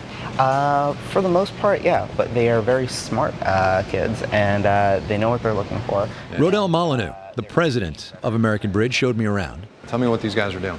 It was a rare look at the world of outside groups. American Bridge was the only super PAC. In fact, it let us in to see what they do. Some of these people are video specialists. Some of them are researchers. It had the look and the feel of a candidate's campaign, but they actually can't work with candidates. They have to be independent. We don't coordinate with candidates. We can't coordinate with candidates. That's against the law. What makes this super PAC stand out is that it specializes in opposition research. These are the people who come up with the research that you're going to find in the direct mail piece, in the 30-second ad. I think that's right. Like the amount of political advertising does induce like a psychosis. We are, whether you like it or not, I think whatever the number might be, 70, 80% of people in America have no fucking clue what our government is doing. They have the issues that they claim to care about. Most people can't explain it. Like unless you are keeping up daily, there's a lot, and even those like I do this every day. There's somebody comes in the chat every day and mentions a story that didn't even come across my screen. It's become impossible to be informed. It's borderline impossible to know the facts of anything. And that starts with allowing corporations, allowing rich people to put out messaging that benefits them in a way that you might not recognize that it's them doing it. In the online ad. That happens here. What also happens... That's not true, Eddie. You're lying. ...is this. You see that video footage there? It comes from this guy. He's a tracker. He works for American Bridge. He's one of 19 trackers they have out in the field following Republican candidates. We're looking for inconsistencies. Everyone that's working on a specific candidate knows this candidate inside and out. If the person slips up, if the person says X instead of Y, if there's a flip-flop, we know about it. And from there, it's a decision of what we decide to do with that video. In their meetings, in the mornings, the staff reviews their top campaign priorities. Hey, people. So, what do we got? Like the Senate race in Montana. John McCain is heading... Okay, now listen to what this meeting is. And this is where it starts getting sick. These people are paid. They're doing their jobs. This job is legal. So I'm not calling these people criminals. This shouldn't exist. What they're about to tell you is like how they can smear other people. Yes, exactly. Political TMZ. That's perfect. That's a perfect way to say it, Mystic. To Montana. And they carefully plot strategy to help shape the message for voters. And also, we can sort of highlight McCain's hypocrisy for campaigning with Rebirth because McCain is such a fiscal hawk and Denny's such a big spender, obviously being a member of the Approach Committee. Yeah, it's not about what McCain's position is, right? In this case, it's about how can we make him look bad. And admittedly, like even if you go back and watch shows here, like we fall into that too, because no matter what, you are going to fall victim to your own biases and your own algorithms and your own attention. Everybody falls into this. Nobody is able to sift through this, and it doesn't help our country. It doesn't help you. It doesn't help me. It doesn't help you with your neighbors. It doesn't give us better legislation. If you think about where we are right now, name me a time in your life that we have ever been more divided. I can't think of it.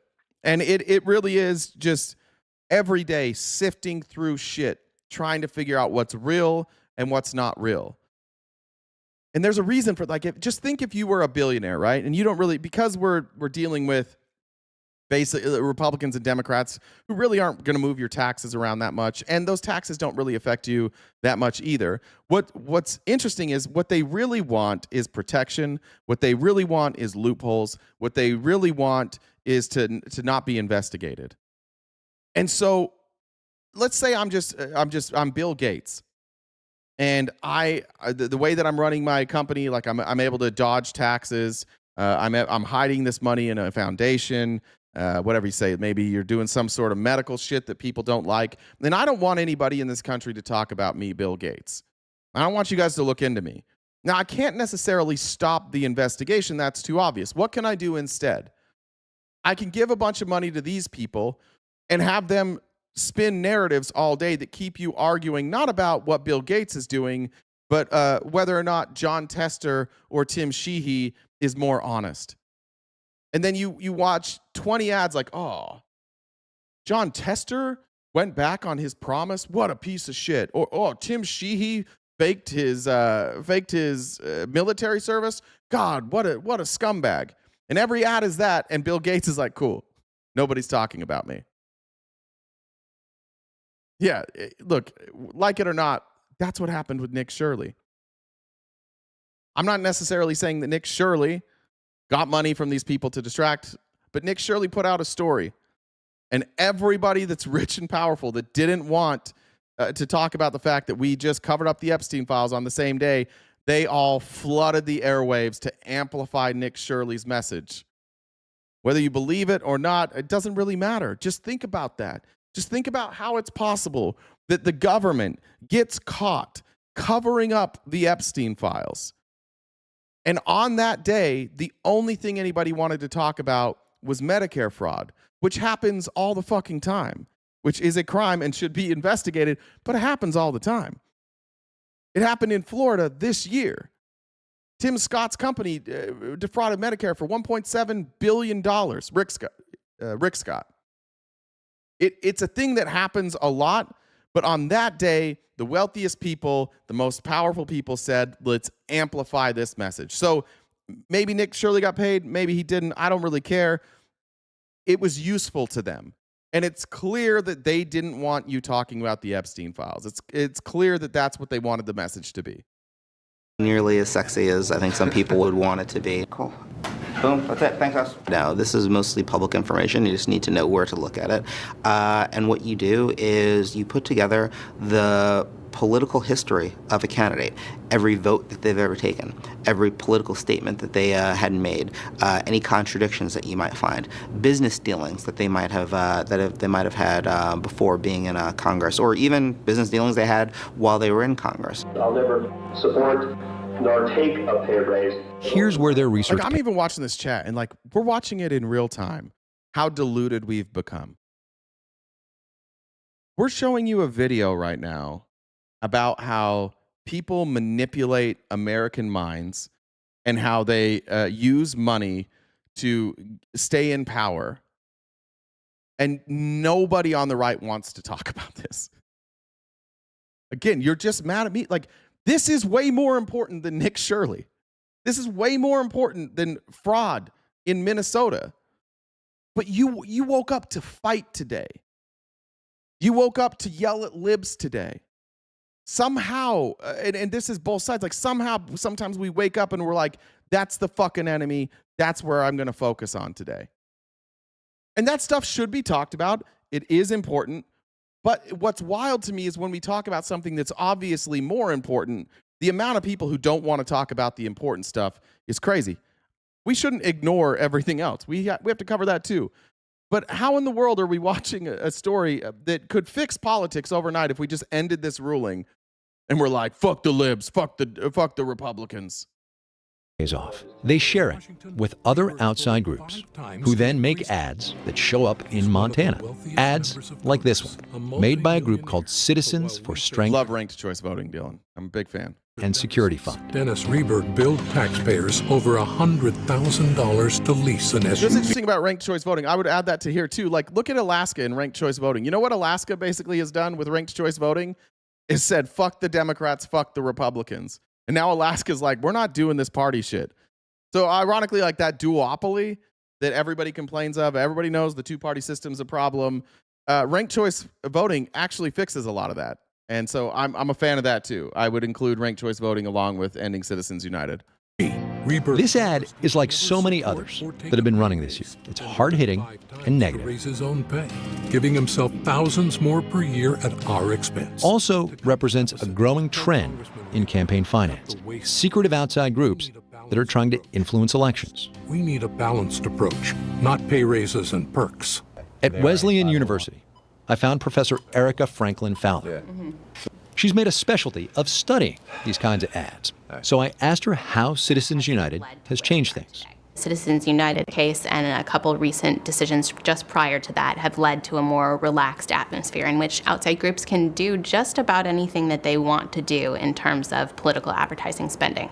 What's job killer John Hickenlooper's plan for Colorado? One of the most visible consequences of this new atmosphere has been the explosive growth of ads made by tax-exempt nonprofits known as 501c4s. They're different from the super PACs that we've all heard so much about. Super PACs have to tell us where they get their money.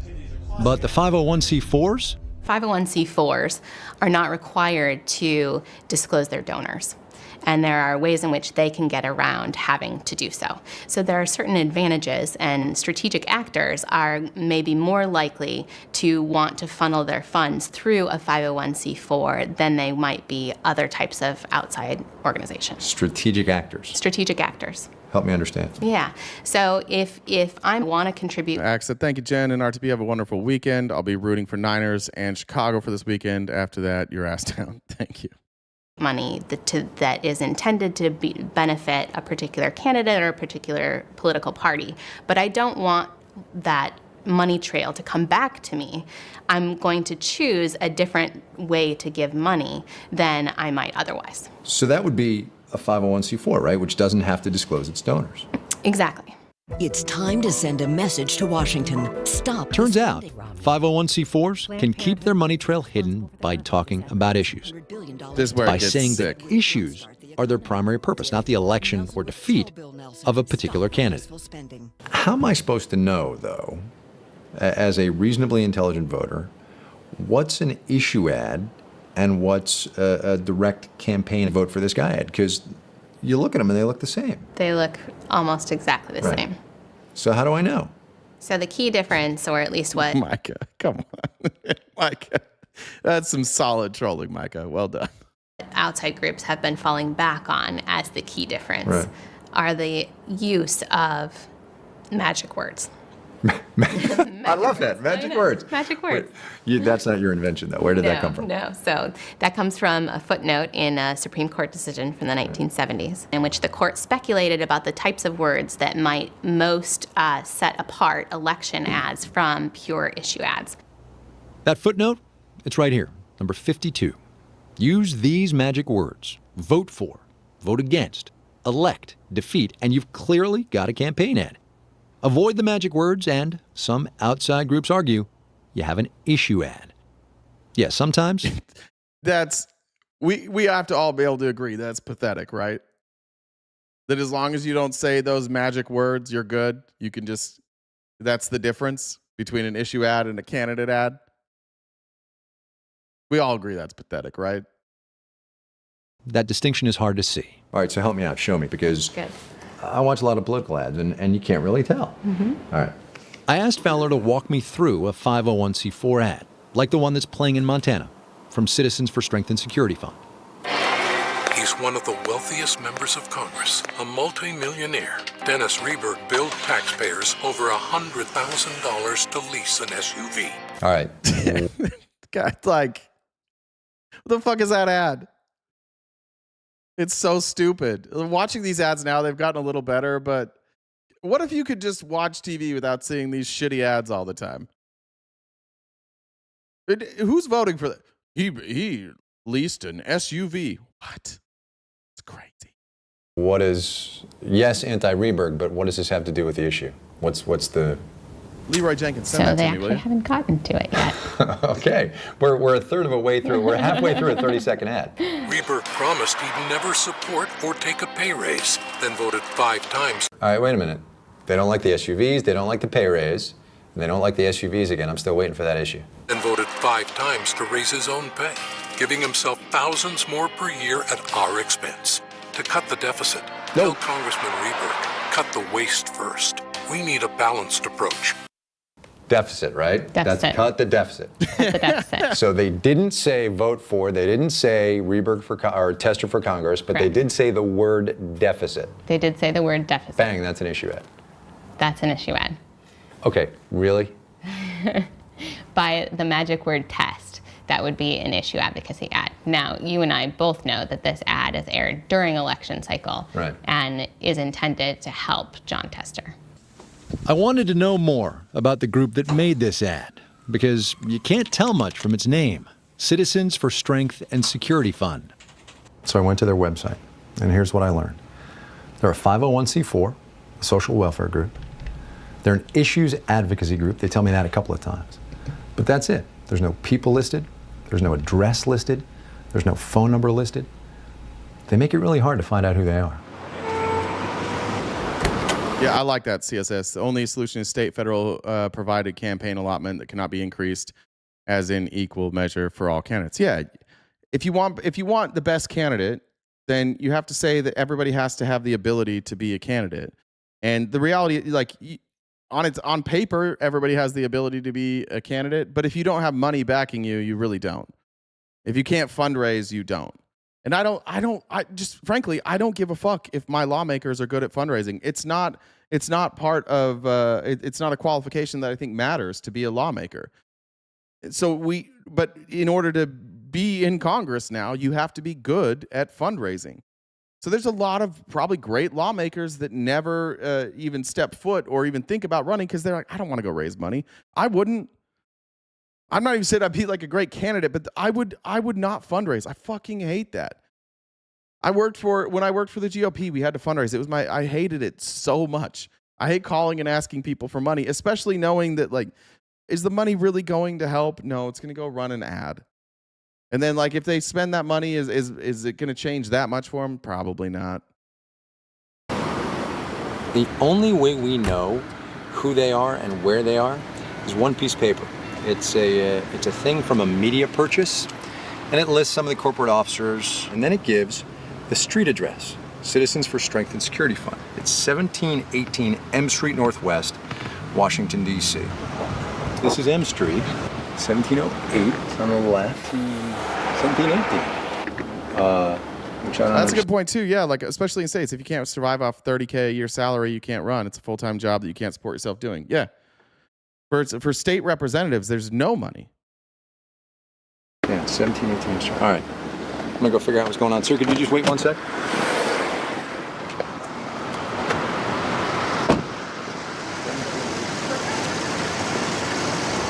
Oh, all right. You know what it is? I know exactly what. Here's what it is. It's a box. Now. Right? Has to be. This is a good explanation of what fraud is. Knocking on a door of a daycare that's closed, I don't know if that shows fraud, but clearly you aren't running a business inside of a P.O. box in a UPS store, unless you are the Keebler elves. Now we've got real journalism here.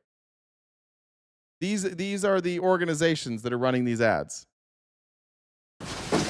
115. 115. So Citizens for Strength and Security Fund lives right here at this address. Since there was nobody home, I went back to American Bridge, the super PAC that does research for these 501c4 ads. We actually tried to get a hold of them. Mm-hmm. Went to their website. Can't find it. That wasn't a diss on Keebler. They're just the only ones that can fit in there.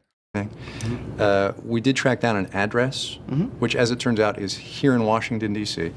It's not far from here, actually. It's over on M Street, 1718 M Street, which, as it turns out, is a UPS store.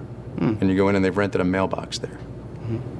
So I'm just trying to find the connection between the information you guys find and provide to groups like Citizens for Strength and Security Fund, which does not have to disclose its donors, and who, when I try to go find them, I pull up in front of a UPS store. Doesn't that kind of make you go, wait, what? No, actually it doesn't. And the reason why is... What do you think his reason is? What do you think the reason is here? This is why money can't be in politics. It's not Biden. It's just going to be honest here. So listen, if it was up to me, I wouldn't be doing this. There are a lot of other things I'd rather be doing. But I do believe in my Democratic candidates, and I believe in democratic causes. And I could play by one set of rules. I could play by the set of rules that says, we're going to do it like this because this is the way that we want to do it, and watch us lose even more seats in 2012. Or I can fight and try to help elect as many Democrats as possible. And yeah. Asking people to do the right thing when money is on the line, they don't do it. We just don't do that. That's why trickle-down economics is such an obvious scam. Like, the billionaires said, just trust us, we'll trickle it down. Nobody does. Money corrupts. They're just going to say the other side does it too, or this is just the way that it is. It's not against the law. There's not very many people in this country who are going to choose to do the right thing over money. So as soon as you include money into politics, and these people, a good friend of mine that I worked in with politics for years, he's been trying to get me to stop doing this and get into politics. And he's always like, there's so much money in it. You know, like you just start a PAC, pick an issue and start a PAC, you can make a fortune. And that's true. Like if I started a PAC on a single issue, as long as it couldn't be End Citizens United, it probably couldn't be Medicare for all. But if I did something on green energy or something, there's a bunch of people who would give me money. You could be very, very wealthy. That's the thing. Like you can get filthy rich working in politics. You don't have to have a soul. You can lie for a living. And then when push comes to shove, you say, everybody does it. It's legal. That's just the way it is. Change the fucking system so this doesn't happen.